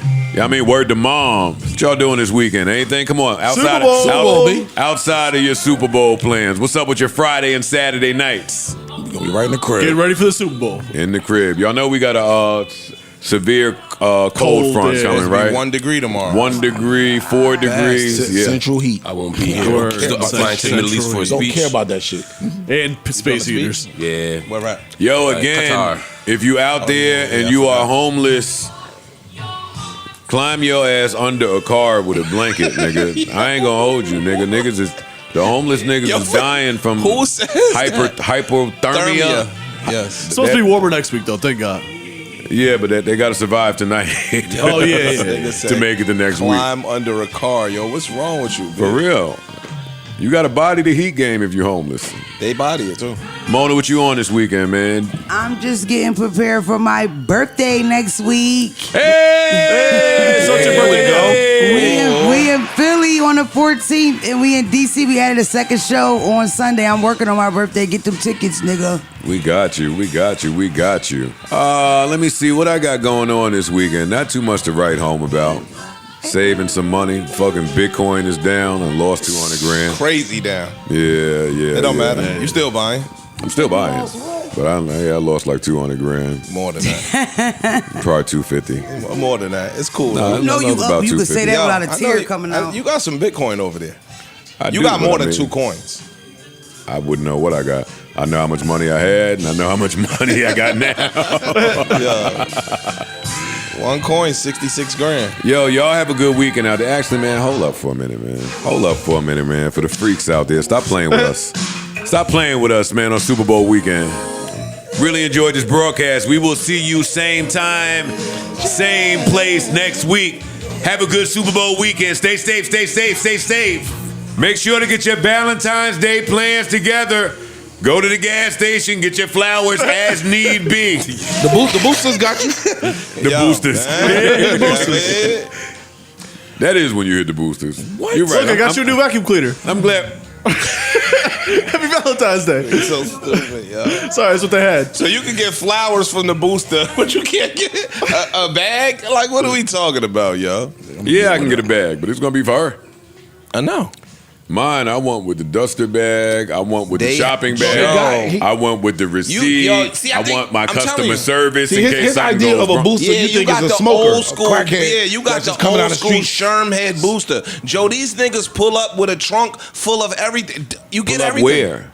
Wherever you at. Stop trying to convince this nigga. Leave it for us. I don't want the booster coming to my house. They ain't gotta be your house. It can be wherever, man. Well, I'm not leaving my house. Leave the police station at the safe space, right? Shit. No, not that one. Don't I trust my booster. Y'all niggas make too much money to be booster will be willing bums. to meet These you at niggas is the dusty. police Fam, these niggas will send you a thing of shopping everything list. they got. Yo, dog, this is what we got right here.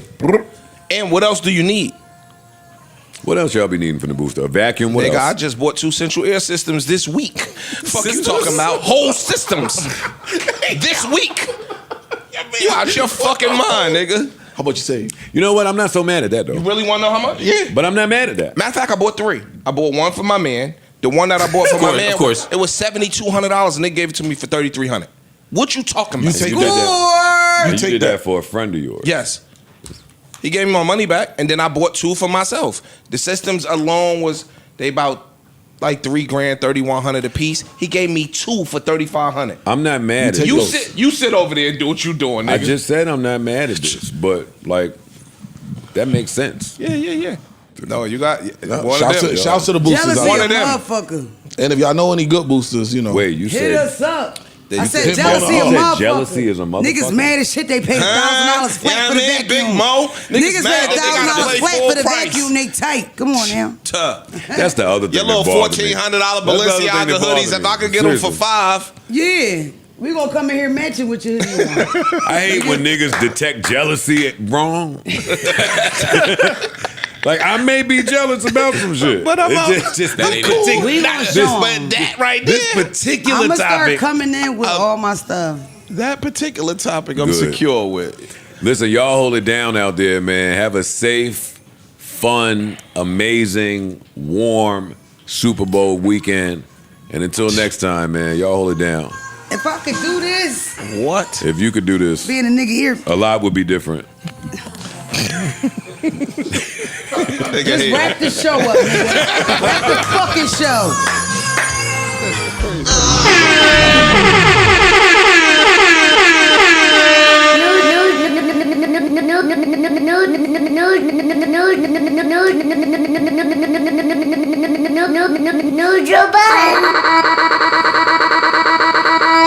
Enough of daddy. JBP, where would you be without the JBP? We'll fold that up right now. You've never heard of Joe Budden?